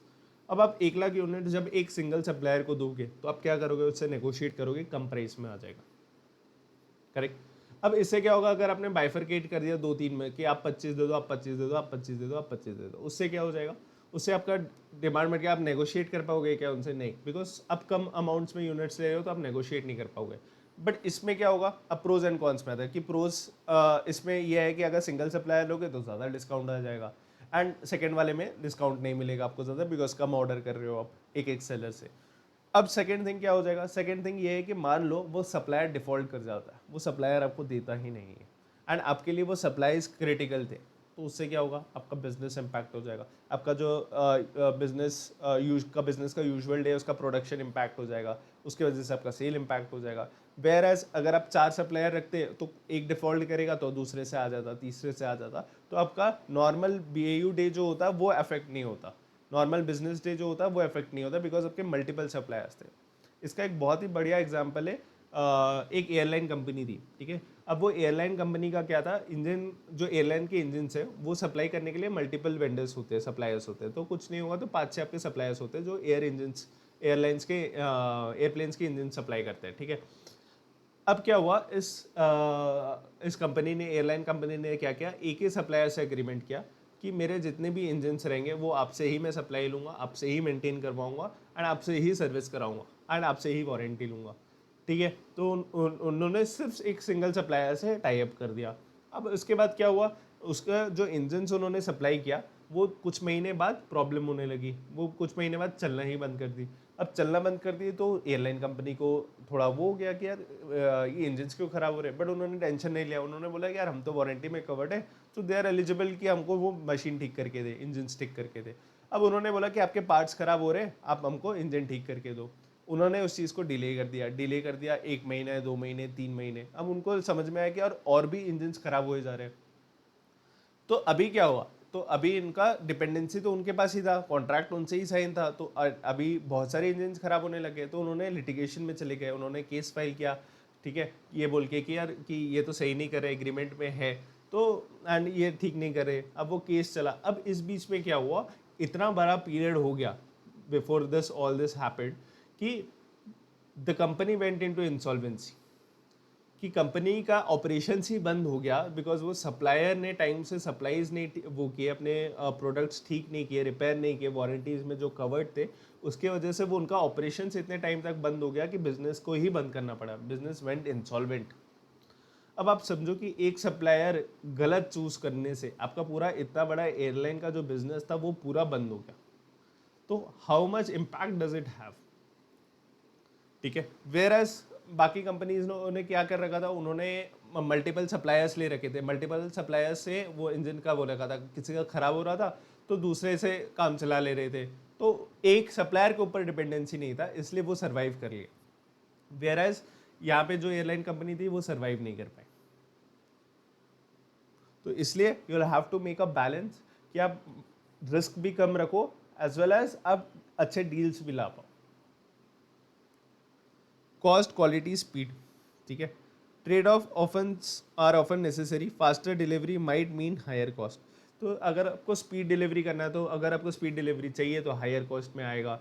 तो इसलिए आपको सप्लायर देखना पड़ेगा कि ये बहुत जल्दी डिलीवर कर देता है बट उसका कॉस्ट हायर होगा, या आपको सप्लायर चाहिए जो मतलब 4-5 दिन लेके भी डिलीवर करता है बट कम प्राइस में डिलीवर करते हैं। सेम फॉर क्वालिटी, क्वालिटी आपको वो सप्लायर का क्वालिटी कैसा है, हाई क्वालिटी है। अब ज़रूरी नहीं है आप always very high quality suppliers को ही लोगे, बिकॉज इट डिपेंड्स कि आप क्या प्रोडक्ट बना रहे हो एंड प्रोडक्ट में क्या क्वालिटी रिक्वायरमेंट है, ठीक है। हो सकता है आपका प्रोडक्ट में हाई क्वालिटी अगर आप यूज़ कर लो तो उसका प्राइस चेंज हो जाएगा, उसका कॉस्ट ज़्यादा हो जाएगा, उसके वजह से उसका अगर आप मार्जिन लगा रहे हो उसके बाद जो फाइनल प्राइस सेलिंग प्राइस आएगा वो बहुत बढ़ जाएगा एंड कंज्यूमर लेगा नहीं।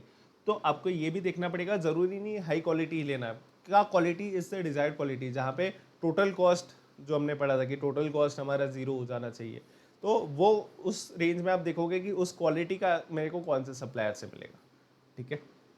देन लास्ट आता है मेक और बाय डिसीजन। जैसे एप्पल ने किया, एप्पल ने क्या किया, अपने ऑपरेशंस आउटसोर्स कर दिए। उनको पता था इससे क्या होता है, दो चीज़ें होती है, आपको डिपेंड करना पड़ता है, एक स्ट्रैटेजी कॉल लेनी पड़ती है कि ये मैं आउटसोर्स कर दूँ या इन हाउस बनाऊँ, ठीक है। तो बहुत बार क्या होता है चीज़ें अब जो भी है मतलब आउटसोर्स करने से क्या होता है, आउटसोर्स करने से एक तो आपको स्केल का इकोनॉमीज ऑफ स्केल मिल जाता है, क्योंकि वो सप्लायर का काम ही सिर्फ वो बड़े बड़े कंपनीज को वो मैन्युफैक्चर करके देना होता है, ठीक है। आउटसोर्सिंग में क्या होता है, सेम काम उसको मल्टीपल कंपनीज दे रही होती है, तो उसके पास वो एक्सपीरियंस रहता है, एक्सपर्टीज रहता है, कम कॉस्ट में देता है, बल्क क्वांटिटीज में वो करता है, तो प्राइसेस भी कम होते हैं, करेक्ट। तो वो मटेरियल अगर कोई खरीद रहा होगा, कुछ मान लो फ़ोन के लिए कुछ मेटल खरीद रहा होगा या स्पेसिफिक चिप खरीद रहा होगा, तो वो और भी कंपनीज के लिए चिप खरीद रहा होगा, तो वो बल्क ऑर्डर में क्वांटिटी ऑर्डर करेगा, उसको कम प्राइस में मिलेगा। आप इंडिविजुअली वो मैन्युफैक्चर करने जाओगे तो आपको ज़्यादा प्राइस में मिलेगा। तो इससे क्या होता है, उनके इकोनॉमीज ऑफ स्केल में भी मिलता है। बट सेकंड क्या है, प्रॉब्लम क्या है, आपको क्वालिटी का एश्योरेंस का उतना भी नहीं मिल सकता। फॉर एग्जांपल अगर आप फूड रिलेटेड कंपनीज हो तो आपको अपने हाइजीन स्टैंडर्ड्स एकदम पीक में रखने होते हैं। तो अगर आप वो चीज़ को, अगर आप फूड प्रोसेसिंग बनाने की चीज़ को अगर आप आउटसोर्स कर दोगे तो आपके पास कंट्रोल थोड़ा लूज हो जाएगा, क्वालिटी कंट्रोल। तो वहाँ पे अडल्ट्रेशन वगैरह हो सकता है, कंटामिनेशन हो सकता है, जिसकी वजह से आपका प्रोडक्ट में प्रॉब्लम हो सकता है। एंड खाने की चीज़ें में अगर कुछ दिक्कत आई तो then it has multiple repercussions, right. तो उस केस में क्या करोगे, आप चूज करोगे कि मैं इन हाउस ही बनाऊँ, ठीक है। कुछ कोर कंपोनेंट हो गया जो आपका बहुत ही ट्रेड सीक्रेट है, आप क्या उसको किसी से आउटसोर्स करवा के बना सकते हो, नहीं बना सकते, बिकॉज वो ट्रेड सीक्रेट है कि अगर आप वो बता दिए तो बाकी लोग भी मैन्युफैक्चर करना शुरू कर देंगे। तो इसलिए वो make and buy decision is very, you'll have to think a lot and then take a call based on strategic cost management, decide whether manufacturing in house or outsource, ठीक है। तो इसका एक एग्जांपल लेते हैं, an automobile company like Tata motors might outsource certain components to global suppliers to maintain quality and reduce cost while manufacture core components in house. तो जो भी उसका कोर कंपोनेंट होगा, जो भी उसका मान लो मेन कंपोनेंट होगा, या जिसमें वो थोड़ा सा भी कॉम्प्रोमाइज़ नहीं करना, वो इन हाउस प्रोड्यूस कर लेगा।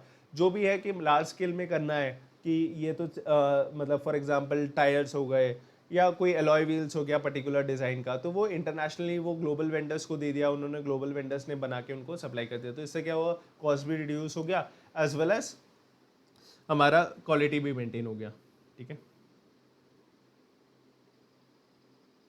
तो ये आ जाता है आपका की कंसिडरेशंस ऑफ सप्लायर स्ट्रैटेजी, ठीक है। अब नेक्स्ट टॉपिक है use of IT information technology in upstream, ठीक है।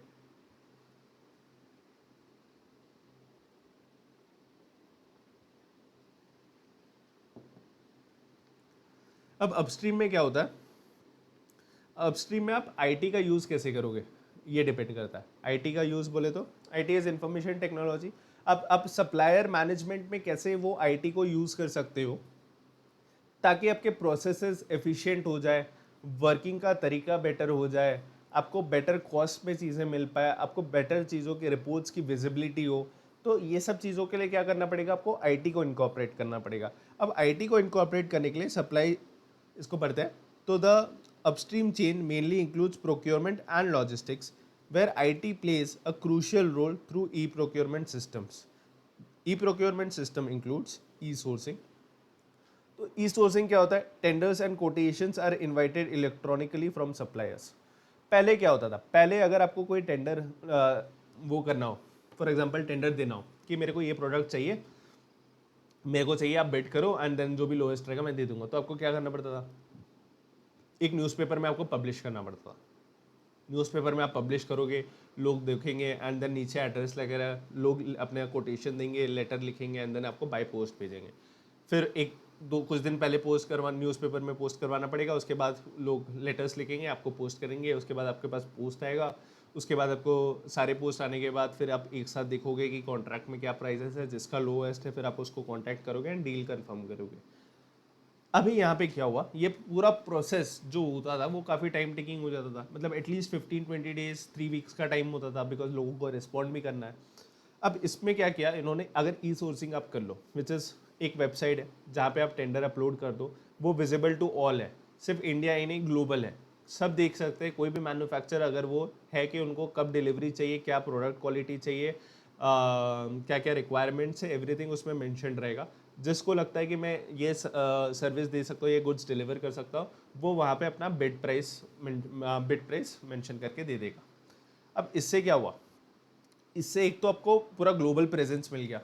आपको सिर्फ लिमिटेड कोई एक एरिया, जो मान लो न्यूज़पेपर रीजनल डिस्ट्रीब्यूट हो रहा है या कोई पढ़ रहा है नहीं पढ़ रहा है, इसमें क्या हो रहा है, आपका पैन इंडिया ही नहीं ग्लोबल टेंडर डिस्ट्रीब्यूट हो रहा है। तो ग्लोबल आपका सपोर्ट भी आ रहा है कि ग्लोबल से भी लोग वेंडर्स आ रहे हैं जो आपको सप्लाई कर सकते हैं, तो इंटरनेशनल क्वालिटी हो गया। ठीक है, अब उसमें क्या होगा, helps in choosing the best global suppliers quickly. एक तो हो गया कि इलेक्ट्रॉनिकली हो गया, तो इलेक्ट्रॉनिकली जो कोटेशंस भी आए तो मेरे पास सारे कोटेशंस एक साथ आ गए, है ना।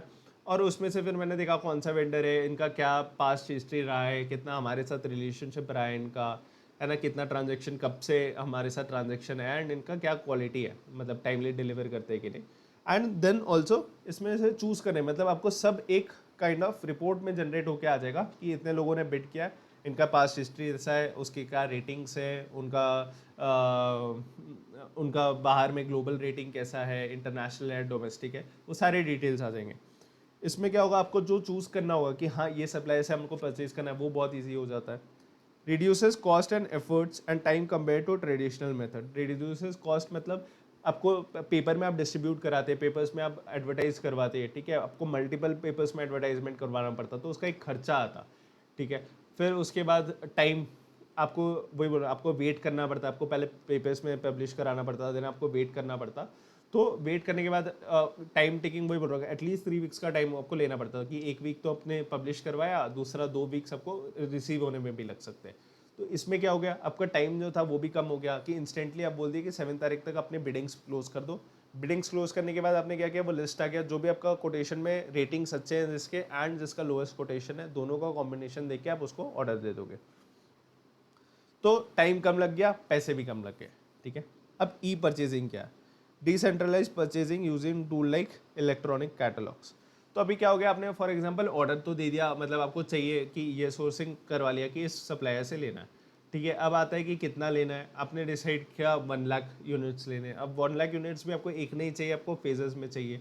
आपने 1 lakh units over the 2 months period ले लिया, ठीक है, आज जिसमें आपको 40,000 यूनिट्स अभी चाहिए, 60,000 यूनिट्स बाद में चाहिए। अब क्या होगा, instead of separately calling the suppliers कि हाँ इस महीने 40 भेज दो, अगले महीने 60 भेज देना, ये सब इलेक्ट्रॉनिकली क्या हो जाएगा, मेरा वो कैटलॉग बन जाएगा कि इलेक्ट्रॉनिक उनके साथ जो भी मेरा वेंडर है, जो भी मेरा सप्लायर्स मैंने चूज़ कर लिया, उसने अपने सारे प्रोडक्ट लिस्ट कर देंगे। वो प्रोडक्ट में से मेरे को जब जब जो प्रोडक्ट रहेगा, मैं उसमें जैसे होता है ना कि आपको पीडीपी वो दिख गया, फ्लिपकार्ट में आपने गया तो आपको अपना शूज़ दिख गया, आपने ऐड किया 1 2 3 4 करके आप ऐड कर सकते हो, कि मल्टीपल भी आप ऐड कर सकते हो। तो वहाँ पे क्या होगा, वो आप यूनिट्स मेंशन कर दोगे कि मेरे को 40,000 यूनिट्स चाहिए, एंड आप प्लीज़ कर दोगे।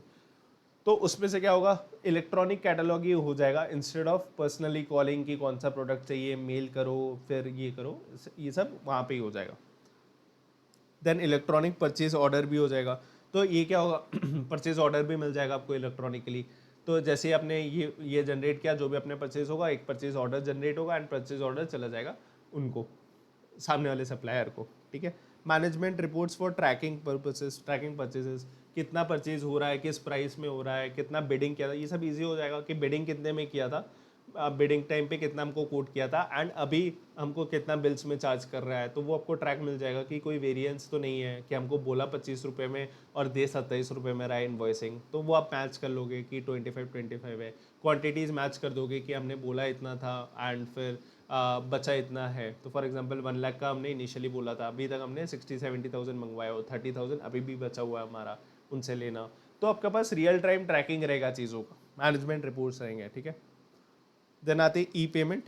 ई payment is automated payment and fund transfer to suppliers. अब इसमें क्या होता था, अब इसमें भी डिले होते थे बिकॉज पूरा क्लियरेंस होता था ऑपरेशन टीम से कि हाँ इस लॉजिस्टिक्स पार्टनर को पेमेंट जाने हैं। अब फाइनेंस टीम उसको वेरीफाई करेगी, वेरीफाई करने के बाद एक चेक इशू करेगी, चेक इशू करने के बाद फिर वो जाएगा क्लियरेंस के लिए, मेल बाय पोस्ट जाएगा, फिर वहाँ से वो क्लियरेंस के लिए जाएगा। अभी ई पेमेंट है, अभी आप क्यूआर से भी पेमेंट कर सकते हो, आरटीजीएस एनईएफटी कर दो तो तुरंत वो पेमेंट हो जाएगा, तुरंत सेटल हो जाएगा with in same day. Fast भी है, एरर फ्री है एंड रिड्यूसेस पेपर वर्क नहीं मेंटेन करना है, चेक्स कहाँ जा रहे हैं, कितने इशू है, वो सब कुछ पंगा नहीं, डायरेक्ट पेमेंट करो एंड स्ट्रेस फ्री, ठीक है।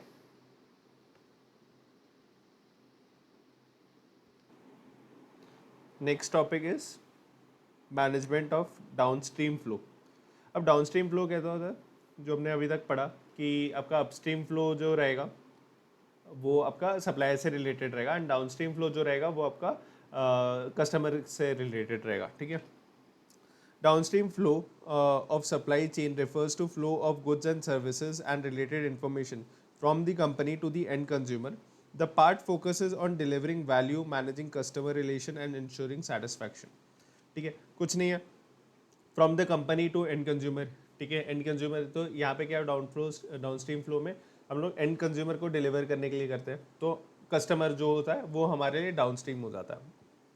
अब इसको क्या करना है, इसको हम लोग को इंश्योर करना है that we are delivering value, we should ensure satisfaction, also we should ensure managing customer relationship. तो हमको तो अपस्ट्रीम में क्या होता है, हमको सप्लायर रिलेशनशिप मेंटेन करना पड़ता है एंड हमको एक की सप्लायर स्ट्रैटेजी कैसे करनी है वो चीज़ देखनी होती है। यहाँ पर भी सेम है, यहाँ पे कस्टमर रिलेटेड है कि कस्टमर रिलेटेड कैसे स्ट्रैटेजी करनी चाहिए, सेगमेंटेशन कैसे करना चाहिए, वो सब चीज़ें हम लोग इसमें पढ़ेंगे, ठीक है।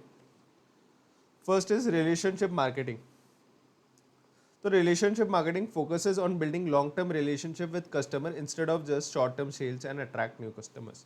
तो instead of just short term we need to think long term, ठीक है। अब रिलेशनशिप मार्केटिंग क्या होता है कि आप सिर्फ एक बार परचेज मत करो, कि आप ये मार्केटिंग करो कि जस्ट नेक्स्ट परचेज कर ले, उसके बाद फिर नहीं आए तो आपको मतलब नहीं होगा, ऐसा नहीं है।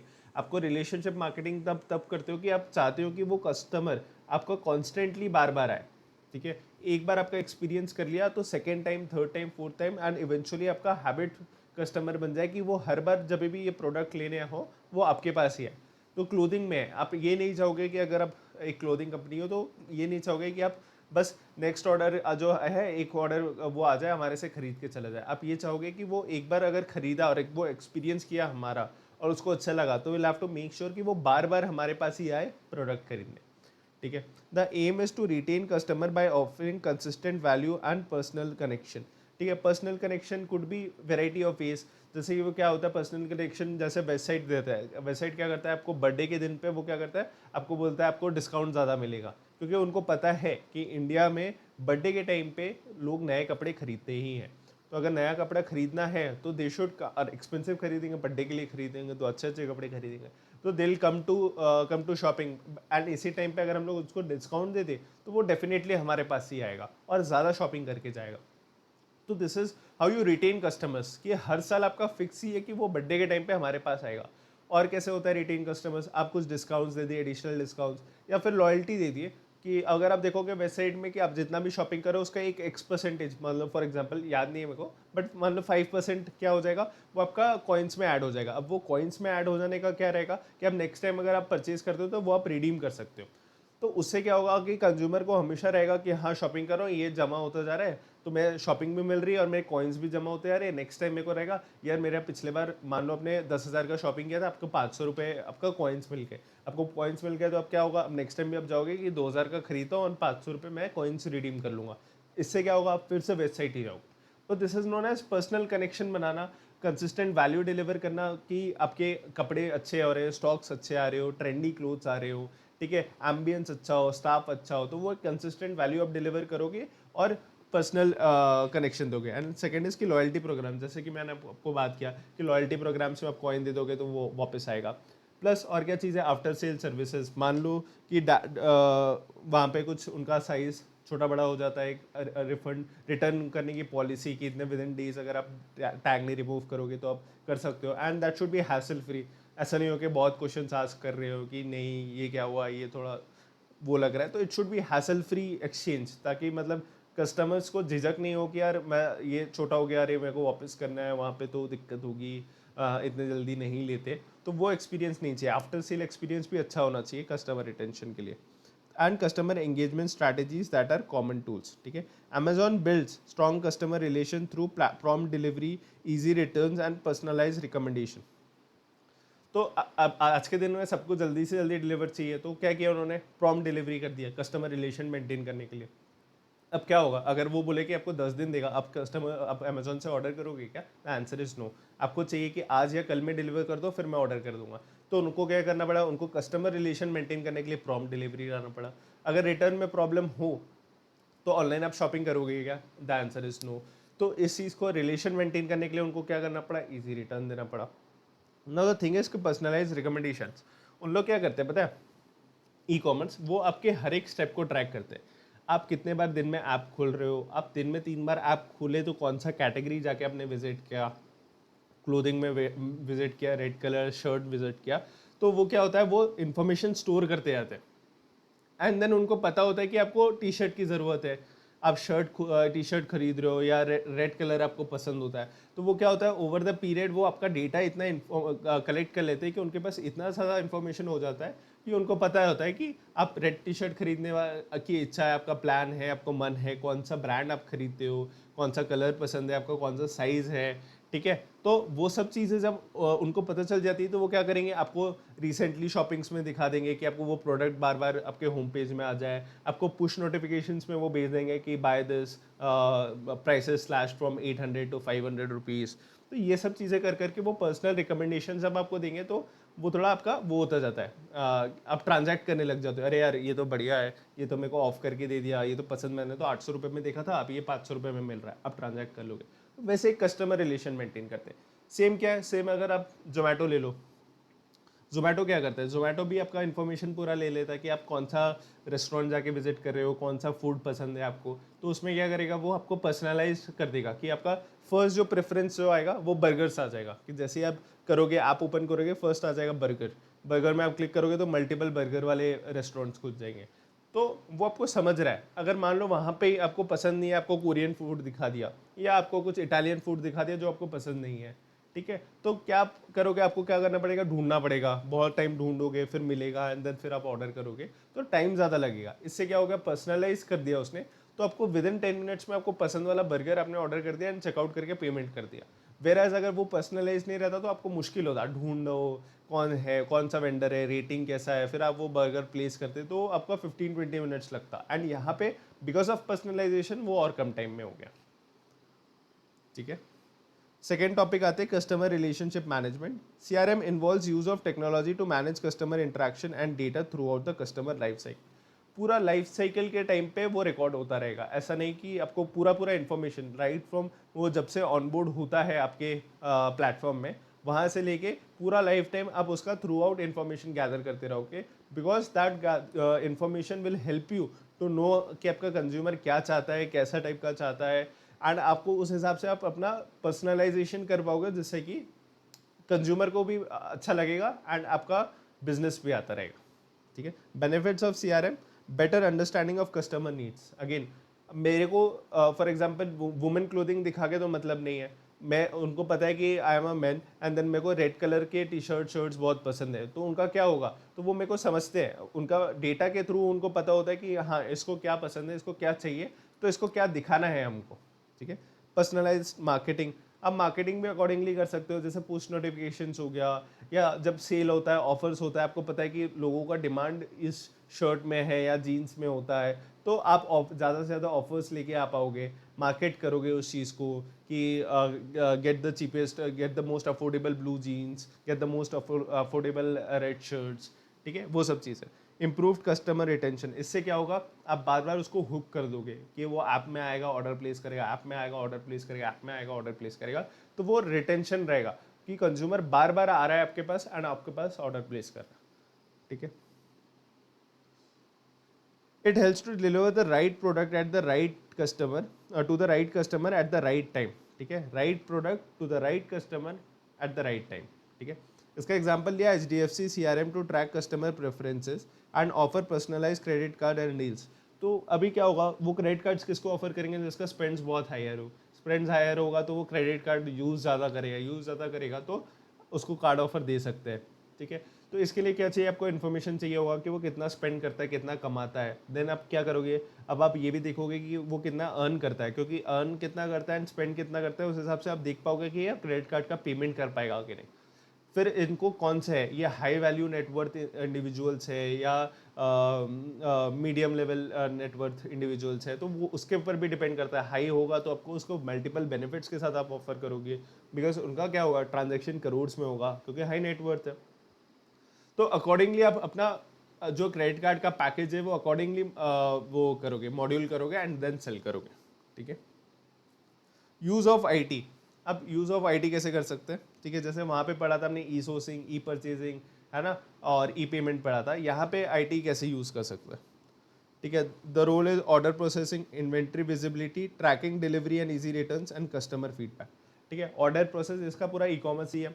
फ्लिपकार्ट अगर देख लो तो ऑर्डर प्रोसेसिंग दिखा देता है कि सेलर हैज़ एक्सेप्टेड, ठीक है, या और पूरा इन्वेंट्री ट्रैकिंग भी होता है, इन्वेंट्री विजिबिलिटी भी होता है। तो इन्वेंट्री विजिबिलिटी दोनों के लिए होता है। फॉर एग्जांपल इसके लिए क्या होता है, हम कंज्यूमर्स को भी देखो, two items left, order quickly, तो हम कंज्यूमर्स को भी बता पाते हैं कि यार जल्दी कर लो, खत्म हुई हो सकता है। हमारे लिए भी पता है कि इन्वेंट्री खत्म होने वाली है, अब ऑर्डर कर लेना चाहिए। ऑर्डर विजिबिलिटी हो जाता है कि कितने ऑर्डर्स आ रहे हैं, कितने डिस्पैच हो रहे हैं, कितने डिलीवर्ड हो गए, वो ऑर्डर विजिबिलिटी आ जाता है, ठीक है। अब फिर यूजर्स के, कंज्यूमर्स के पॉइंट ऑफ व्यू से क्या चाहिए, कस्टमर के पॉइंट ऑफ व्यू से चाहिए उनको ट्रैकिंग विजिबिलिटी, ठीक है। देखो अगर अमेजोन ने बोल दिया कि 5 दिन में डिलीवर कर देगा, ठीक है, तो 5 दिन में कर देगा। अब आपको बोलो कि आपको डे ऑन डे ट्रैकिंग चाहिए क्या, मतलब ज़रूरी नहीं है, बट आपको अच्छा लगेगा अगर आपको मिलेगा। अब जा जाके देखोगे कि यार मैंने 20 तारीख को ऑर्डर किया, 25 तारीख को आना था, 22 तारीख को कहाँ पे पहुँचा, 23 तारीख को कहाँ पे पहुँचा, 24 तारीख को कहाँ पे पहुँचा। आप कुछ इन्फ्लुएंस कर सकते हो क्या, नहीं कर सकते हो। आपको वो इन्फॉर्मेशन कुछ काम आएगा, नहीं आएगा, बट वो एक एक कस्टमर नीड है कि उनको चाहिए वो विजिबिलिटी कि कहाँ तक पहुँचा है मेरा प्रोडक्ट, तो दैट मेरे को पता रहे कि हाँ 25 तारीख तक मिल जाएगा। तो this is known as tracking delivery and returns जो देना। फिर कस्टमर फीडबैक्स होते हैं, कस्टमर को फीडबैक्स के लिए भी आपको आईटी यूज़ करना पड़ेगा। जैसे ही डिलीवर होगा एक पॉपअप आ जाएगा, give us delivery ratings, any feedback mention, तो वो यूज़ ऑफ आईटी के थ्रू ही आपको पता चलता रहेगा कि कस्टमर को क्या प्रॉब्लम फेस हो रहा है एंड क्या इंप्रूव करना है। It enables faster, error-free and more responsive service to customers. जैसे Flipkart uses real-time inventory tracking and automated order system to keep customer informed and satisfied. ठीक है।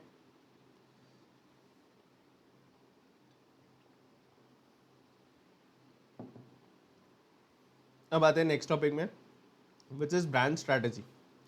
ब्रांड स्ट्रैटेजी क्या है कि आपको किस तरीके से अपने आप को पोजीशन करना है, कि आपको प्रीमियम पोजीशन करना है, आपको अफोर्डेबल पोजीशन करना है, आपको मास मार्केट में अपना वो करना है, पोजीशन करना है, या फिर आप मतलब सर्टेन सेगमेंट में प्रोजेक्ट करना चाहते हो कि you could be a men clothing wear, जैसे स्निच हो जाता है, उन्होंने अपने को कैसे किया, मेन क्लोथिंग वेयर, ठीक है। तो वैसे ही है जूडियो, अफोर्डेबल क्लोथिंग वेयर, ठीक है। वैसे करके आपको देखना पड़ेगा कि क्या सेगमेंट में आपको करना है एंड अकॉर्डिंगली पोजिशनिंग कैसे करनी है आपको, ठीक है।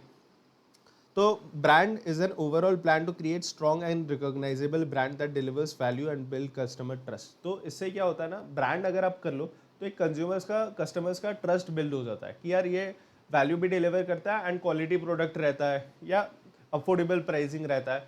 तो वो ट्रस्ट बैठाना पड़ता है, वो एक साइन बैठाना पड़ता है उस, एंड उससे क्या होगा, एक रिकॉग्नाइजेबल रहेगा। जैसे आप देखोगे कि अगर आप एफ देखोगे तो आपको क्या लगता है, फ्लिपकार्ट, ठीक है। आप वो अमेजोन का वो देखोगे, सिंबल देखोगे तो आपको पता चल जाता है कि अमेजोन है, ठीक है। तो एक रिकॉग्नाइजेबल ब्रांड बनाना पड़ता है। तो जैसे ही वो रिकॉग्नाइजेबल ब्रांड होता है, लोगों का ट्रस्ट अपने आप बढ़ जाएगा। ट्रस्ट बढ़ेगा तो फिर वो परचेज करने भी ईजी होगा, आपका बिजनेस भी बढ़ेगा। तो it includes brand positioning, how the brand is seen in the market, वो कैसे दिखना चाहते हैं, ठीक है।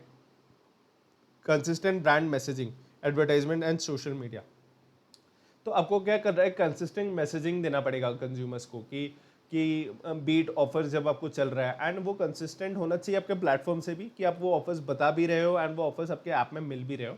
This should be a consistent messaging and also कि एक कंसिस्टेंटली आप जब ब्रांड मैसेजिंग करोगे तो उससे क्या होगा, वो रिकॉल वैल्यू बढ़ता जाएगा.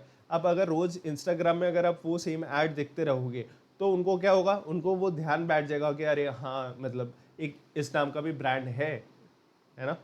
एक होता है customer loyalty efforts. Customer loyalty efforts Apple ecosystem of products and services. तो इससे क्या होता है, ब्रांड वैल्यू जब बन जाता है ना तो फिर इंसान वो रिलेटेबल प्रोडक्ट इकोसिस्टम खरीदने लग जाता है. फॉर एग्जांपल जैसे एप्पल ने किया, एप्पल ने अपना फ़ोन बनाया, फ़ोन के साथ आईपैड बनाया, आईपैड के बाद लैपटॉप बनाया, लैपटॉप के साथ साथ आपका आई पेंसिल हो गया, एप्पल वॉच हो गया. तो उन्होंने इकोसिस्टम बना दिया एंड वो इकोसिस्टम आपस में भी काम करता है. आप एप्पल वॉच को फ़ोन से कनेक्ट कर लो, लैपटॉप से कनेक्ट कर लो, आईपैड से कनेक्ट कर लो. देन वो एक सिस्टम बना लिया कि आप लूप बना लिया कि आप इजीली कर सकते हो. यहाँ पे कुछ स्क्रीन में दिख रहे हो आप आईपैड में, उसको आप लैपटॉप में कर दो तो शिफ्ट हो जाता है वो लैपटॉप में वो स्क्रीन. तो बहुत ही स्मूथ कर दिया है. तो वो क्या होगा, वो एक इकोसिस्टम, एक एप्पल का जो ब्रांड वैल्यू है उसकी वजह से एक लॉयल्टी आ जाती है कि यार इसी का खरीदेंगे तो. और उससे क्या होता है, फिर खरीदते जाते हैं और बिजनेस एक्सपैंड होते जाता है. Next topic is important which is customer acquisition process. ठीक है. अब प्रॉब्लम क्या है ना, प्रॉब्लम ये है कि आधा से ज़्यादा बिजनेसेस को क्या प्रॉब्लम होता है, उनको ये तो पता है कि रेवेन्यू कहाँ से आ रहा है, पर उनको ये नहीं पता कि प्रॉफिट कहाँ से आ रहा है. बोले तो उनको ये पता है, वो हमेशा प्रोडक्ट लेवल पे ये देखेंगे कि हमारा कौन सा प्रोडक्ट कितना बिक रहा है, वो मैन्युफैक्चर करने में कितना कॉस्ट आ रहा है, तो उससे हमको कितना प्रॉफिट हो रहा है. बट हम कभी भी ये प्रोडक्ट लेवल पे देख लेंगे, उसमें देख लेंगे कि ये कंपनी कितना कर रही है, मेरी ये कंपनी 1 कितना कर रही है, मेरी कंपनी 2 कितना कर रही है. बट हम कभी भी ये नहीं देखते, ये ब्रेक करना कम बिजनेसेस ब्रेक करती है कि कस्टमर्स को ब्रेक कर दो कि कौन से कस्टमर से हमारा ज़्यादा रेवेन्यू आ रहा है और कौन से कस्टमर से कम रेवेन्यू आ रहा है, खर्चा ज़्यादा हो रहा है, और कौन से कंज्यूमर सेगमेंट ऐसे हैं जिसमें पैसा बहुत आ रहा है बट खर्चा बहुत कम करना पड़ रहा है. तो उसके बेसिस पे आप फोकस करना चाहिए रादर देन प्रोडक्ट के बेसिस पे. ठीक है. Most firms know where revenue comes from but they don't know where the profit comes from. They focus on product cost, business unit level profitability, business level profitability देखते हैं instead of looking at that customer level profitability which is more meaningful and controllable. आपको पता है, फिर आपको पता है कि आपको अगर फॉर एग्जांपल पता हो कि कोई कंज्यूमर है जो प्रीमियम है, जहाँ से खर्चा भी कम हो रहा है बट रेवेन्यू बहुत ज़्यादा है, आपको पता है कि वहाँ पे स्कोप है, वहाँ पे और ज़्यादा खर्चा करके मैं और ज़्यादा यूजर्स ला सकता हूँ, और ज़्यादा कस्टमर्स ला सकता हूँ. ठीक है. एंड जहाँ पे दिख रहा है कि जहाँ पे मैं खर्चा बहुत कर रहा हूँ, रेवेन्यू नहीं आ रहा, वहाँ से कम भी कर सकते हो, क्योंकि यहाँ पे आपको पता है कि मैं खर्चा करके भी ज़्यादा अच्छे यूजर्स नहीं ला पा रहा हूँ. तो this helps you taking decisions, ये आपके कंट्रोल में है. ठीक है. 5 step process of customer account profitably improvement. ठीक है. पहले तो कर लो कस्टमर सेगमेंटेशन. ठीक है. तो इसमें इन्होंने एक बैंक का एग्जांपल ले रखा है. बैंक में क्या होता है, मल्टीपल कस्टमर्स होते हैं. एक होता है बहुत हाई प्रीमियम कस्टमर्स जो कि आपके बोलते हैं प्लैटिनम कस्टमर्स. ठीक है. यहाँ पे आपका प्लैटिनम कस्टमर्स है. फिर आपके आते हैं गोल्ड कस्टमर्स. ठीक है. फिर आपके आते हैं आयरन कस्टमर्स, फिर आते हैं लीड कस्टमर्स. ठीक है.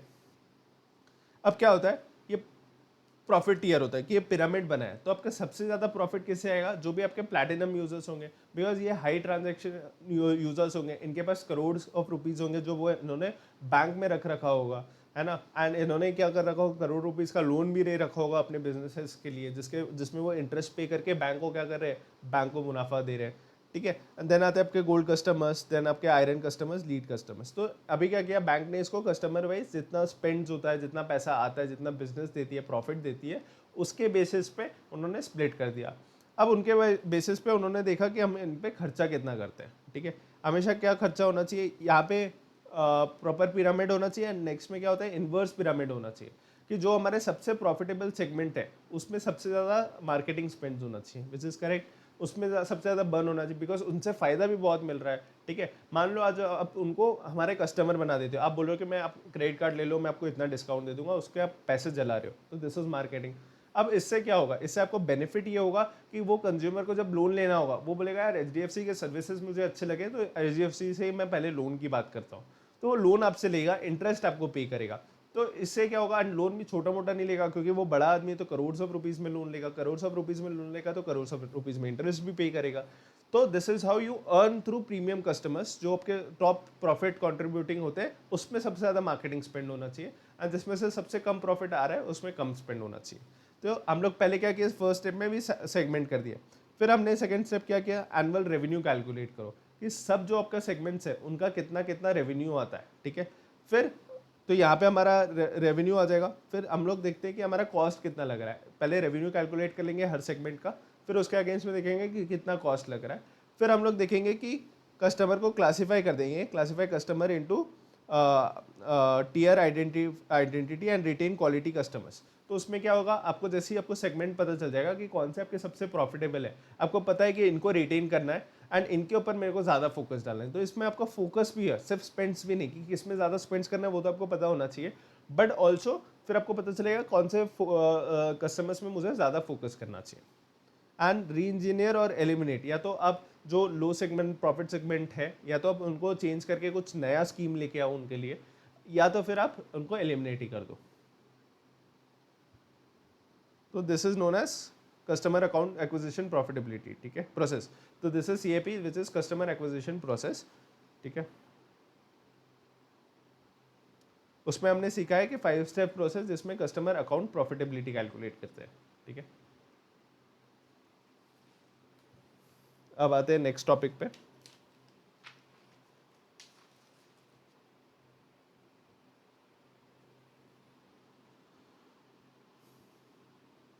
ठीक है, तो इस टॉपिक में हमने क्या समझा, इसमें कस्टमर अकाउंट प्रॉफिटेबिलिटी समझ लिया हमने कि कस्टमर कैसे हम लोग सेगमेंट ऑफ कस्टमर का कैसे सेगमेंटेशन करते हैं, कस्टमर का कैसे सेगमेंटेशन करने के बाद रेवेन्यू कॉस्ट कैलकुलेट करते हैं, प्रॉफिटेबिलिटी होता है, एंड देन फिर ये डिफाइन करते हैं कि हमको वो क्या करना है, हमको किस पे फोकस करना है एंड किस पे नहीं फोकस करना है, किस में री इंजीनियर करना है एंड किस पे एलिमिनेट करना है, ठीक है।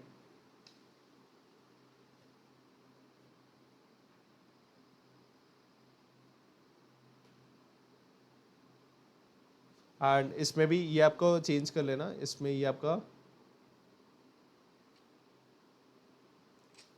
ये भी आपका कस्टमर अकाउंट प्रॉफिटेबिलिटी हो जाएगा,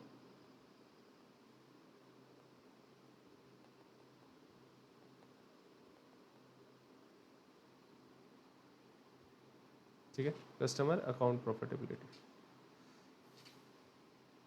ठीक है। अब आते हैं कस्टमर लाइफ टाइम वैल्यू, ठीक है। कस्टमर लाइफ टाइम वैल्यू क्या होता है कि जो भी आज हमारा कस्टमर आया, तो क्या हुआ, जैसे फ्लिपकार्ट ने शुरू में एक बार डिस्काउंट दिया, हमने इस फ्लिपकार्ट में ऑर्डर प्लेस कर दिया, हम आज भी फ्लिपकार्ट से ऑर्डर प्लेस कर रहे हैं, ठीक है, या अमेजोन से प्लेस कर रहे हैं। तो एक बार हमने आया और अभी तक जो कि हमारा बहुत साल हो गया, बी इट 5 ईयर्स 10 ईयर्स, अभी अभी भी हम ऑर्डर कर रहे हैं वहाँ से, तो क्या हो रहा है, एक लाइफ टाइम वैल्यू होगा। तो life time value could be 15 years 20 years 25 years. तो एक लाइफ टाइम वैल्यू कैलकुलेट करते हैं कि ये कंज्यूमर हमको जो आ रहा है आज के दिन में, वो हमको कितने साल तक देगा, कितने साल तक रेवेन्यू ला के देगा।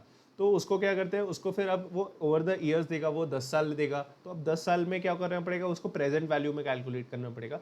तो जो भी हमारा कस्टमर आज आ रहा है, वो हमको अगले 10 साल तक कितना रेवेन्यू देगा, उसको हम लोग डिस्काउंट करके कस्टमर लाइफ टाइम वैल्यू बोलते हैं कि ये कस्टमर में मेरा इतना लाइफ टाइम वैल्यू है। तो फॉर एग्जाम्पल वेबसाइट के लिए उसको पता है कि एक कस्टमर आज आया तो मोस्ट प्रोबेबली अगले 10 साल तक वो हमारे साथ शॉपिंग करेगा।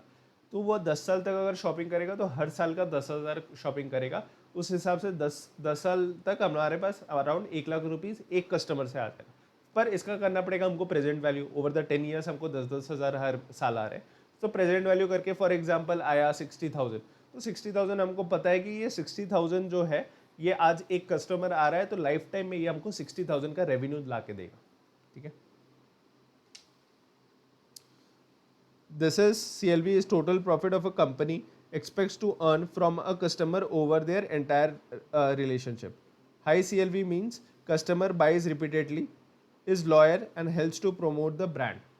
ठीक है, इसमें क्या है कि कस्टमर रिपीटेटिवली आपसे आके बाय कर रहा है, ठीक है, first thing. Second thing is कि वो लॉयल है, ठीक है। And the third thing is कि उसका एंड ही also helps you to promote a brand, क्योंकि अगर वो लॉयल है, खुद भी आके हर साल खरीद रहा है, तो वो अपने फ्रेंड्स एंड सबको भी रिकमेंड करेगा, करेक्ट। जैसे Netflix aim to increase CLV by offering personalise content and seamless experience, ठीक है, सब्सक्रिप्शन ऑफिस।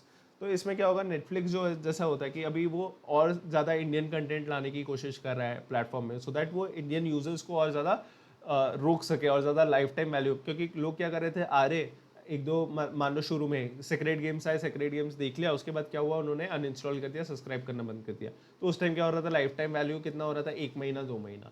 अब जैसे जितना ज़्यादा इंडियन कंटेंट लाते जा रहे हैं, इंडियन यूजर्स क्या होते जा रहे हैं, उतने रिटेन होते जा रहे हैं, तो उतना उनका CLV बढ़ता जा रहा है, तो उतना उनका रेवेन्यू बढ़ता जा रहा है। ठीक है।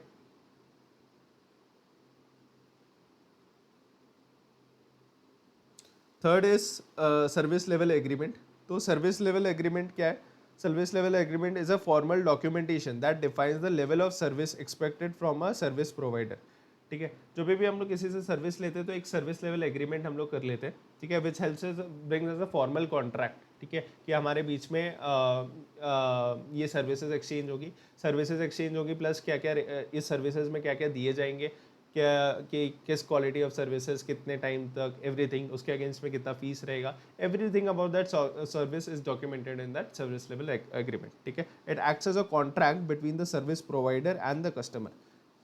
ठीक है, तो उसमें सर्विस डिफाइन कर देते हैं कि क्योंकि बहुत होता है ना, तो फॉर एग्जांपल जो ऑडिट का सर्विस होगा, अब ऑडिट में हम कौन सा वाला ऑडिट करने वाले हैं, तो उसमें मेंशन होगा कि हम लोग स्टॉक ऑडिट करने वाले हैं, हम लोग स्टैट्यूटरी ऑडिट करने वाले हैं, हम लोग इंटरनल कंट्रोल्स का ऑडिट करने वाले हैं, हम लोग ये 3 ऑडिट करने वाले हैं। ठीक है, तो वो क्लियरली मेंशन होना चाहिए कि क्या क्या हम लोग सर्विसेज देने वाले हैं, उसके अगेंस्ट में फिर हम लोग फीस मेंशन करेंगे कि कितना फीस होना चाहिए, तो that is known as service level agreement.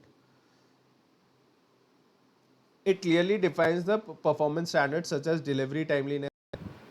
Delivery timeliness का मतलब होता है कि आपको पता, आप डेट्स मेंशन कर दो कि ये ऑडिट हम इस तारीख तक कंप्लीट कर देगी, कि by for example statutory audit हो रहा है तो बाय 30th ऑफ में पूरा हम लोग ऑडिट कंप्लीट करके आपको ऑडिट रिपोर्ट इशू कर देंगे।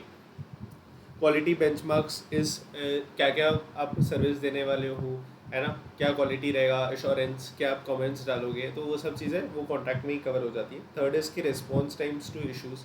ठीक है, उसमें दोनों होता है कि हमने जो इश्यूज़ रेज किए आपको वो रिस्पॉन्ड करने पड़ेंगे, एंड उनका जो भी वो रहेगा क्या कि क्या रिस्पॉन्स टाइम, इतने रिस्पॉन्स टाइम में आ जाना चाहिए, सो दैट हम भी कंप्लीट कर जाए। जो सर्विस प्रोवाइडर है जो ऑडिट कर रहा है उसको भी रिस्पॉन्स चाहिए, उसको भी कम्युनिकेशन चाहिए, जो भी वो हाईलाइट कर रहा है उसका रिस्पॉन्स अगर मिलेगा, टाइमली रिस्पॉन्स मिलेगा, तो ही वो टाइमली डेडलाइंस मीट हो सकती है। It protect both the parties. अगर आप देखोगे तो कुछ कंडीशंस ऐसे हैं जो सर्विस प्रोवाइडर के फेवरेबल पे और एक होते हैं जो सर्विस रिसीवर के फेवरेबल पे होते हैं। It protect both the parties defining accountability and what happens if agreed standards are not met. ठीक है, SLAs are important for both upstreams, suppliers के साथ भी आपको अपना SLA करना ज़रूरी है, and downstreams which is customer, retailers, logistics partner, इनके साथ भी एग्रीमेंट करना जरूरी है। बिकॉज SLA से क्या होता है, आप डिफाइन कर देते हो आपके रूल्स एंड रिस्पॉन्सिबिलिटीज़ क्या है, अगर आप वो मीट नहीं कर रहे हो तो रिप्रिकॉशंस क्या होंगे, क्या पेनल्टीज होंगे, है ना, कब आपको फिनिश करना है, तो सब चीज़ एग्री हो जाता है। ठीक है, तो इसका एक एग्जाम्पल है, example is e-commerce company signs an SLA with a courier service to deliver a package within 2 days।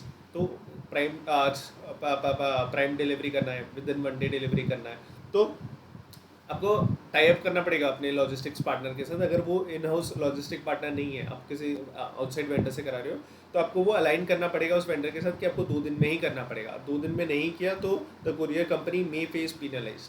तो ये क्लॉज अब बाद में पीनलाइज करोगे अगर आप उसको, तो इसको पिनलाइज करने के लिए आपके पास एग्रीमेंट में वो क्लॉज होना चाहिए, और एग्रीमेंट में होने के लिए आपको एक SLA between both the party sign होना पड़ेगा।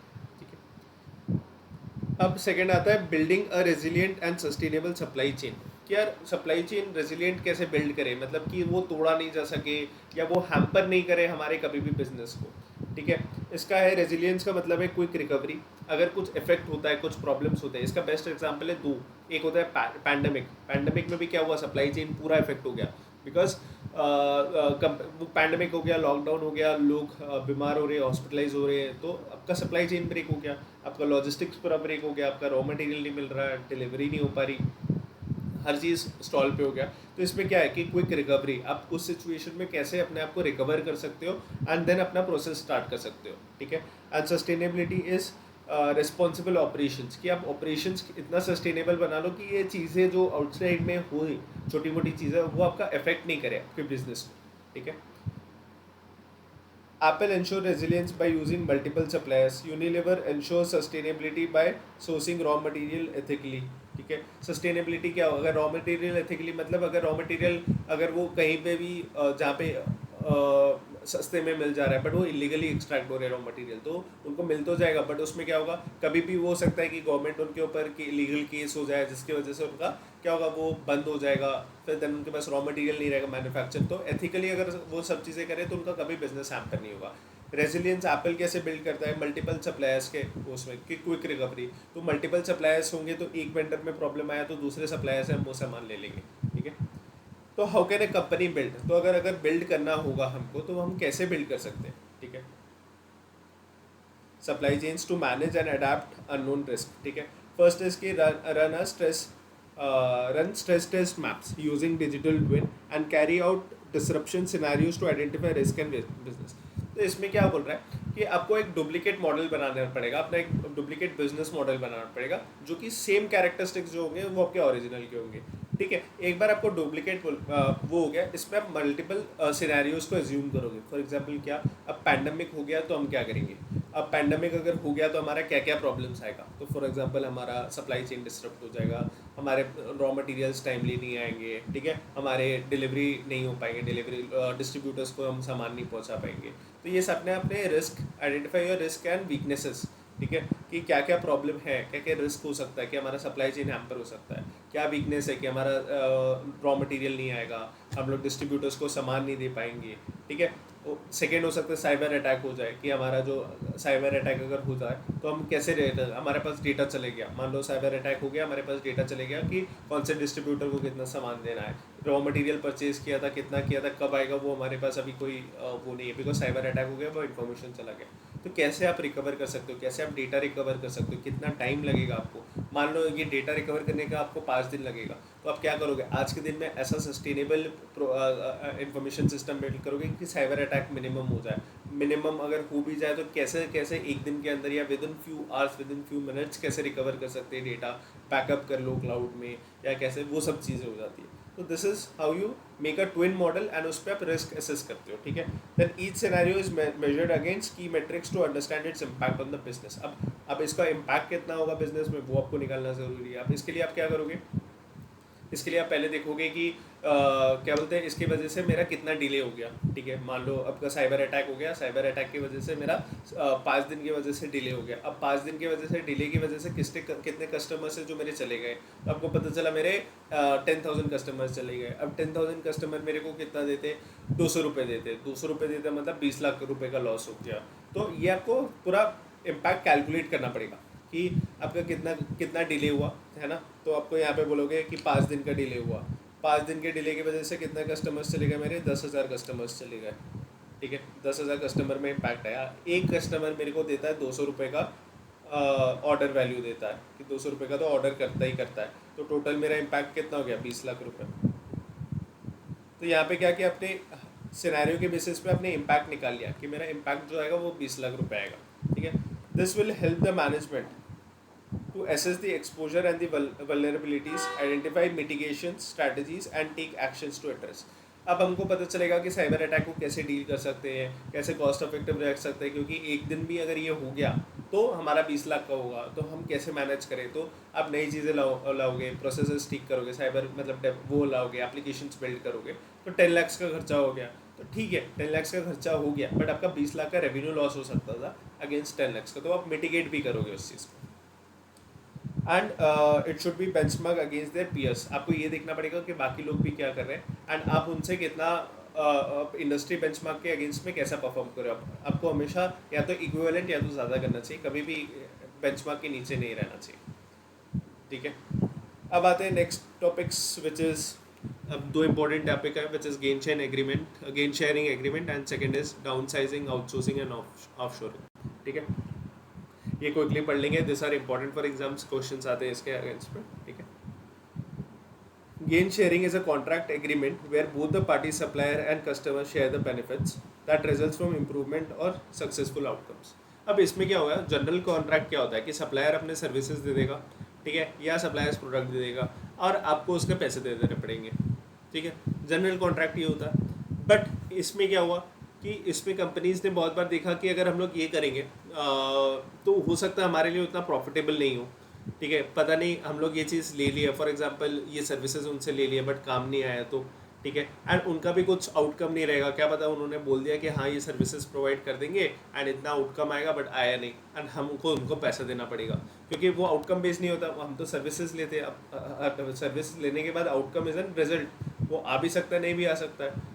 तो अब क्या होगा, जैसे कोई भी अब कंसल्टेंट हायर किए, वो बोला कि इनिशियली बोला कि ठीक है हम लोग ये देखेंगे एंड देखेंगे कि कितना स्कोप हो सकता है एंड हो सकता है तो हम लोग प्रॉफिट इंप्रूव कर देंगे।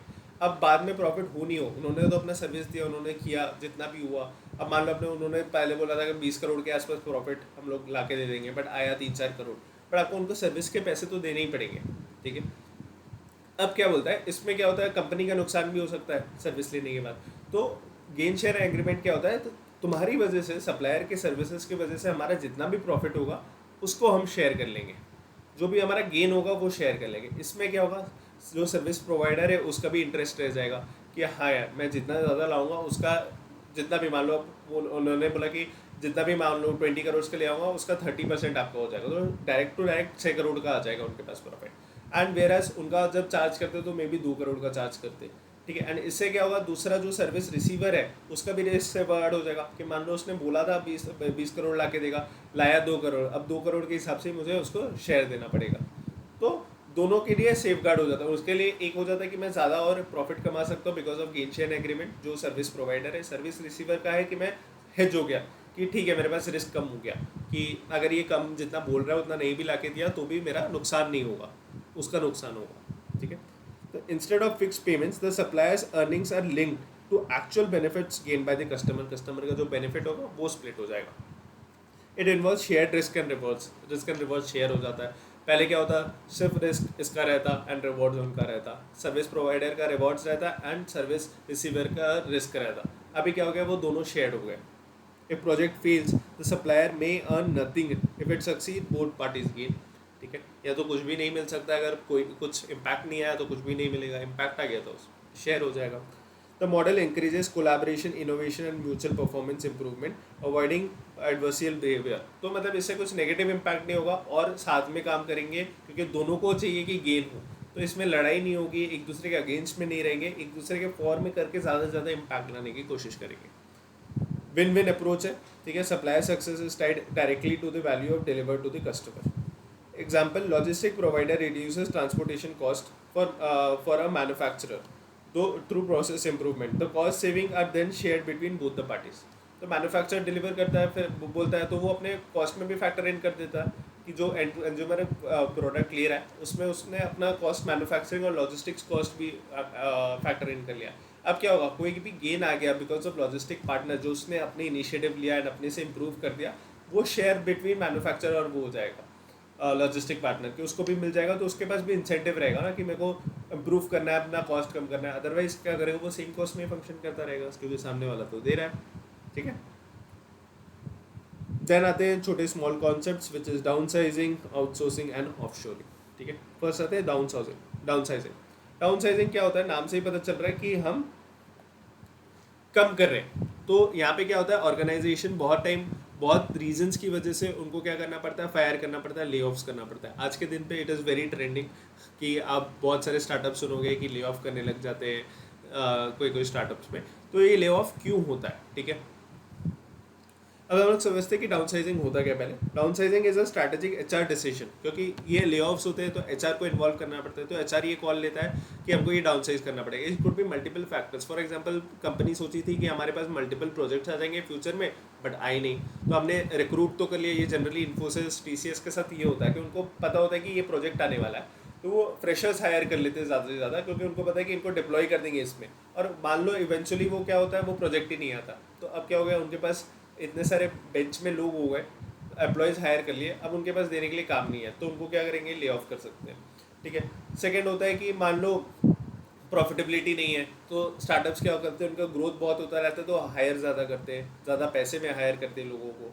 तो अब उसमें क्या होता है, बहुत बार कि कंपनी को फिर प्रॉफिटेबिलिटी नहीं दिखते एंड एंड में प्रॉफिटेबल होना पड़ता है, तो उसमें क्या करते हैं, उन लोग ले ऑफ्स करना शुरू करते हैं। तो it is a strategic HR decision to reduce the work force, to cut cost और सर्वाइव फाइनेंशियल हार्डशिप। या तो कट कॉस्ट के लिए हो सकता है, ठीक है, या तो फाइनेंशियल हार्डशिप अगर फेस करेंगे, प्रॉफिटेबिलिटी लाना है, इसकी वजह से हमको कम करना पड़ेगा। It is commonly use during recessions और पीरियड ऑफ पुअर प्रॉफिटेबिलिटी, ठीक है, मान लो रिसेशन चल रहा है, कंपनी के पास बिजनेस नहीं आ रहा है और प्रॉफिटेबिलिटी करना है, अभी लॉस मेकिंग है, प्रॉफिटेबिलिटी में मूव होना है तो तब करना है, तो these are those times अब downsizing होता है, ठीक है. It involves action like closing non-profitable divisions, eliminating excess capacities. जो भी नॉन प्रॉफिटेबल हो उसको अब डिवीजन को ही बंद कर दो, है ना. देन सेकंड होता है common strategies, workforce reduction, work redesign, system strategy. अब पूरा और स्ट्रक्चर जो होता है वो आप रीडिज़ाइन कर देते हो. पहले मान लो टीम में 5 लोग होते थे, अभी टीम में 3 लोग होंगे, 2 लोग होंगे, बाकी दोनों को ले ऑफ, तीनों को ले ऑफ, हर एक टीम से हो जाएगा. पहले एक मैनेजर, एक सीनियर मैनेजर रहेगा, अभी वो मैनेजर को ले ऑफ कर देंगे, एक सीनियर मैनेजर ही रहेगा. तो ऑर्गेनाइजेशन रीस्ट्रक्चर भी होता है, रीडिज़ाइन होता है, काम वगैरह, सिस्टम्स वगैरह, ठीक है. Not the same as rightsizing which is more focused on aligning staff with strategic goals. Rightsizing अलग होता है. राइट साइजिंग होता है कि काम के हिसाब से कितने लोग होने चाहिए, एंड मान लो ये काम के हिसाब से 3 लोग ही होने चाहिए एंड उन्होंने 5 लोग हैं तो 2 लोगों को रिमूव कर देंगे, ठीक है. बट डाउन साइजिंग में ऐसा नहीं होता. डाउन साइजिंग में होगा वो 5 लोगों का काम, बट वो 3 लोग टीम में रखेंगे कि 3 लोग से करवाएंगे, which is known as downsizing, ठीक है. अब आते हैं रीजंस पे. रीजंस पे इसका एक बहुत बड़ा एग्जांपल है ट्विटर. ट्विटर ने भी डाउन साइजिंग किया. जैसे ही इलॉन मस्क ने ट्विटर को एक्वायर किया, the first thing that he did was इन्होंने डाउन साइजिंग किया कि एम्प्लॉयज़ कटिंग करेंगे, इतने ज़्यादा एम्प्लॉयज़ मेरे को नहीं चाहिए, एम्प्लॉयज़ कट करेंगे, इनके बेनिफिट्स कट करेंगे एंड प्रॉफिटेबिलिटी की तरफ मूव करेंगे, ठीक है.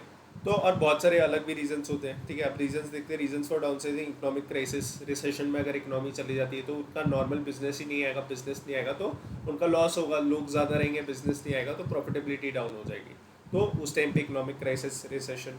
Change in management which is Elon Musk. जैसे ही वो इलॉन मस्क आया उसको लगा कि नहीं बहुत ज़्यादा लोग हैं, इतने लोग नहीं होने चाहिए, तो उन्होंने क्या किया, ले ऑफ्स कर दिए, ठीक है. Excessive workforce.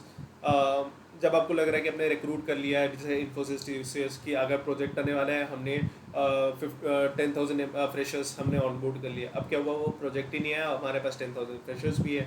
अब क्या कर सकते हैं, कुछ नहीं कर सकते, बिकॉज एग्जिस्टिंग में तो सब लोग हैं ही और नया प्रोजेक्ट आ नहीं रहा है, तो ले ऑफ करना पड़ता है, ठीक है. Mergers and acquisition. मर्जर्स अगर हो जाता है तो then again management, change of management थोड़ा हो जाता है. शिफ्ट इन स्ट्रैटेजिक फोकस, ठीक है. या आउटसोर्सिंग, ऑफशोरिंग. या हमने कॉल लिया है कि यार पहले ये हमारे इनपुट, इसको हम लोग आउटसोर्स कर देंगे. तो अभी जैसे एप्पल ने किया होगा, एप्पल ने जब ऑपरेशंस आउटसोर्स कर दिया होगा, पहले वो इनबिल्ड होता होगा, तो वो इनबिल्ड टीम को क्या कर दिया होगा, या तो दूसरे टीम्स में डाल दिया होगा या तो ले ऑफ कर दिया होगा, ठीक है. तो वैसे एग्जाम्पल है manufacturing company automates a production line and reduces is manual labour force to cut recurring cost. तो जैसे आप ऑटोमेट कर दोगे चीज़ें तो आपको डाउनसाइज करना पड़ेगा, ठीक है. ऑटोमेट कर दिया वो चीज़, अब लोग कम लगेंगे तो आप ले ऑफ कर सकते हैं. Second is outsourcing. Outsourcing is plain and simple है कि कोई भी काम जो हम करते थे वो चीज़ किसी और से करवा लो, तो that is known as outsourcing, ठीक है. आउटसोर्सिंग के बेनिफिट्स क्या होते हैं, वही जैसे हमने डिस्कस किया था, इकोनॉमीज ऑफ स्केल हो जाता है कि सामने वाला वही काम करता है दिन और रात, हम as a part of business उसका सिर्फ एक स्टेप है वो जो हम करते हैं, एंड उनका ऐसा है कि वो day and day out over हमेशा ये प्रोसेस ही करते रहते हैं. तो उसमें क्या है, उनके पास एफिशिएंसीज है, उनके पास हायर टेक्नोलॉजीज हो सकते हैं एंड उसके पास इकोनॉमीज ऑफ स्केल होंगे, जिसकी वजह से हमको कम प्राइस में वो चीज़ कर पाएंगे एंड हम ज़्यादा प्राइस में करेंगे एंड वो कम प्राइस में करके दे पाएंगे. तो ये सारे बेनिफिट्स होते हैं आउटसोर्सिंग के. और कॉस्ट एडवांटेज भी होता है. तो फॉर एग्जांपल कॉल सेंटर्स है, कॉल सेंटर्स का जो इन्होंने क्या कर दिया है, इंडिया को आउटसोर्स कर दिया है, ठीक है. इंडिया को आउटसोर्स कर दिया है कि कॉल सेंटर्स जो भी वहाँ पे बैंकिंग कंपनीज के प्रॉब्लम होते हैं तो वो सारे जो डीलिंग होते हैं वो इंडिया के कॉल सेंटर से होते हैं. तो अगर कस्टमर केयर के वहाँ पे लोग फ़ोन करें तो इंडिया में लोग उठाएंगे एंड देन उनको कस्टमर रिजॉल्व करेंगे, बिकॉज वहाँ के कॉल सेंटर्स का स्पेंड्स इज़ हायर, ए पर एम्प्लॉय जो स्पेंड देंगे वो काफ़ी ज़्यादा हाई रहेगा कंपेयर टू इंडिया जहाँ पे कम में हो जाएगा, ठीक है. एक बार पढ़ दें इसको. Outsourcing is a practice of contracting internal activities, जो हमारे एक्टिविटीज़ हैं, टू एक्सटर्नल स्पेशलाइज्ड एजेंसीज और vendors. This help the organisation to focus on their core competencies and reduce operational cost. Operational cost भी कम हो जाता है, उनका स्पेशलाइजेशन भी हमारे पास आ जाता है, तो विन विन सिचुएशन हो जाता है. Activities often non core activities ही होते हैं, जैसे कॉल सेंटर वगैरह हो जाते हैं जो हमारी कोर नहीं है, ठीक है, वो हम जनरली आउटसोर्स कर देते हैं, ठीक है. Which is IT services, customer support, payroll processing, logistics. आपने देखा लॉजिस्टिक्स में बहुत बार मेजॉरिटी टाइम वो आउटसोर्स रहता है कि आप थर्ड पार्टी से क्या करते हो, वो लॉजिस्टिक्स का डिलीवर करवाते हो. Then there is payroll processing. Finance में अगर देखोगे मोस्टली पेरोल प्रोसेसिंग आउटसोर्स्ड रहता है ना। It offers benefits such as cost reduction, increased efficiency, access to expert services and scalability. क्योंकि स्केलेबिलिटी भी बहुत ज़्यादा है, क्योंकि आप किसी से सर्विस ले रहे हो तो वो आज के दिन में 5 लोग लग रखा है, ठीक है। आप भी सेम काम करते तो आपको एक तो ज़्यादा लोग लगते, अभी उनको कम लोग लग रहे हैं। प्लस आपको स्केल करना होगा तो आपको नए रिक्रूट्स करने पड़ेंगे, नए लोग लाओ, रिक्रूटमेंट इंटरव्यू लो, तो उसमें 2-3 महीना 4 महीना चला जाएगा। वेरएस अब स्केल करने में मुश्किल होगा। एंड इनको अगर आउटसोर्स कर दिया आपने एंड आपको स्केल करना हो, इनके पास और भी लोग हैं, तो वो दूसरे क्लाइंट में जहाँ पे ज़रूरत नहीं है वहाँ से लोग निकाल के आपके आपके क्लाइंट आपके उसमें डाल देंगे, बिजनेस में डाल देंगे कि इसमें काम कर लो। पहले 5 लोग थे तो उनको ज़्यादा टाइम लगेगा, एक हफ्ते में दूसरे क्लाइंट से निकाल के इस क्लाइंट में डाल देंगे। तो विद इन डेज अगर आपको लोग ज़्यादा चाहिए वो स्केलेबिलिटी बढ़ा सकते हैं, कम कर सकते हैं, वाइस वर्सा भी कम भी कर सकते हैं। आपको क्या करना पड़ेगा, यहाँ पे कम करने के लिए आपको ले ऑफ करना पड़ेगा। तो इसलिए वो आउटसोर्सिंग कुछ सिचुएशंस में जो नॉन कोर एक्टिविटीज़ में वो आपको काफ़ी हेल्प कर देता है। Outsourcing is often supported by service level agreements to maintain quality and performance standards. Example, company outsources its customer care operations to a call center in another city, another country to cut cost and maintain 24/7, जो कि US में होता है। US में cost ज़्यादा होता है तो कट कॉस्ट करने के लिए वो इंडिया में कॉल सेंटर्स खोल देते हैं, ठीक है। अब होता है ऑफशोरिंग। ऑफशोरिंग क्या होता है? ऑफशोरिंग होता है कि जो चीज़ें हमारे एरिया में या हमारे कंट्री में ज़्यादा महंगी चीज़ें मिलती है या महंगी चीज़ें बनती हो, उस चीज़ को अपना दूसरे कंट्री में खोल देना जहाँ पे वो चीज़ सस्ती में मिल जाए, ठीक है। इसका एक एग्जांपल लेते हैं। जैसे अब माइक्रोसॉफ्ट है, माइक्रोसॉफ्ट का ऑफिस यूएस में भी है, माइक्रोसॉफ्ट का ऑफिस इंडिया में भी है, ठीक है। अब इंडिया में भी उनका बहुत बड़ा टीम बैठता है। अब क्यों बैठता है यहाँ पे इंडिया में टीम? क्योंकि कॉस्ट एडवांटेज है, उनको काम सेम करवाना रहता है बट इंडिया में कम कम प्राइस में हो जाएगा, कम सैलरी में हो जाएगा। वेरएज यूएस में सेम सर्विस ले रहे हो, बहुत ज़्यादा पे करना पड़ेगा। तो अब आप बोलोगे कि ऑफशोरिंग और आउटसोर्सिंग में क्या डिफरेंस रहा फिर? तो आउटसोर्सिंग में क्या होता है, हम किसी दूसरी कंपनी को वो आउटसोर्स कर देते हैं। हम बोलते हैं कि ये काम आप करो, दूसरी कंपनी को दे देते हैं, ठीक है। वो क्या कर रहे हैं, यूएस वाले इंडिया के कोई कॉल सेंटर कंपनी को वो आउटसोर्स कर दे रहे हैं कि यहाँ के ये कंपनी का XYZ कंपनी हमारे कॉल सेंटर्स करेंगी एंड उनके बीच में एग्रीमेंट हो जाता है। वेरएज ऑफशोरिंग में क्या होता है, वो माइक्रोसॉफ्ट कंपनी यहाँ पे इंडिया में ही अपना एक ब्रांच खोल रही है, अपना एक कंपनी खोल रही है, रादर देन किसी को वो आउटसोर्स कर। वो खुद ही एक इंडिया में अपना एक ब्रांच खोल रही है बिकॉज उसको पता है कि रीलोकेशन का एडवांटेज है। मैं यूएस में ये कंप्यूटर साइंस की सर्विसेज लूँ, लोगों से एम्प्लॉयज़ लूँ, तो वो मेरे को ज़्यादा कॉस्ट पड़ेंगे कंपेयर टू इंडिया में। अगर मैं वो कंप्यूटर इंजीनियरिंग की सर्विसेज लूँगा, वहाँ पे एम्प्लॉयज़ हायर करूँगा, मेरे को कम प्राइजेज में कम सैलरी पे करनी पड़ेगी। तो देर इज़ अ रीलोकेशनल एडवांटेज, ठीक है, जिससे कि हमारा कॉस्ट सेविंग हो सकता है एंड सर्विस सेम मिले। तो offshoring refers to relocating a business process or production function to a different country. This is to lower labor cost, tax benefits and favorable regulations, ठीक है। It may involve internal offshoring, a company set up its own facility abroad, and external offshoring, outsourcing to foreign third party, ठीक है। Offshoring can be used for both manufacturing and services. Strategic goal to remain competitive in global market by optimizing cost structures and assessing new markets.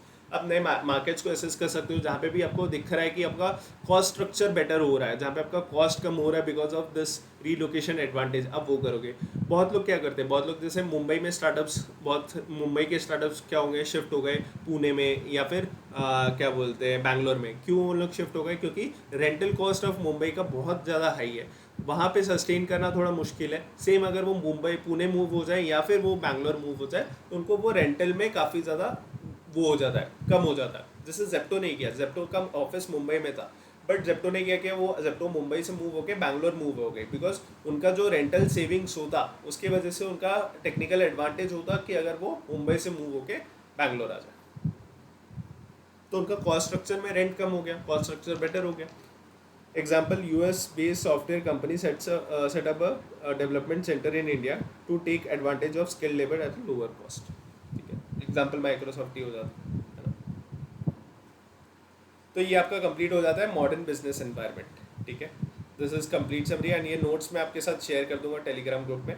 आप ये notes भी refer कर सकते हो, summarise notes हैं जो कि आपका चैप्टर बुक में आपका अराउंड 40-50 पेजेस का होगा, यहाँ पे सिर्फ आपको 11 पेजेस में समराइज है एंड ये आप पढ़ के जल्दी भी कोई समरी रिविजन भी हो जाएगा एंड आप एग्जाम्स में भी अच्छा स्कोर कर पाओगे। अगर आपको अच्छा लगा एंड आपने अभी तक देखा है तो please like share and subscribe and follow this channel for more updates regarding SQM and आप टेलीग्राम चैनल भी ज्वाइन कर लो for the new updates and ये PDF भी वहाँ पे मैं शेयर कर दूँगा. Okay, thank you, bye bye.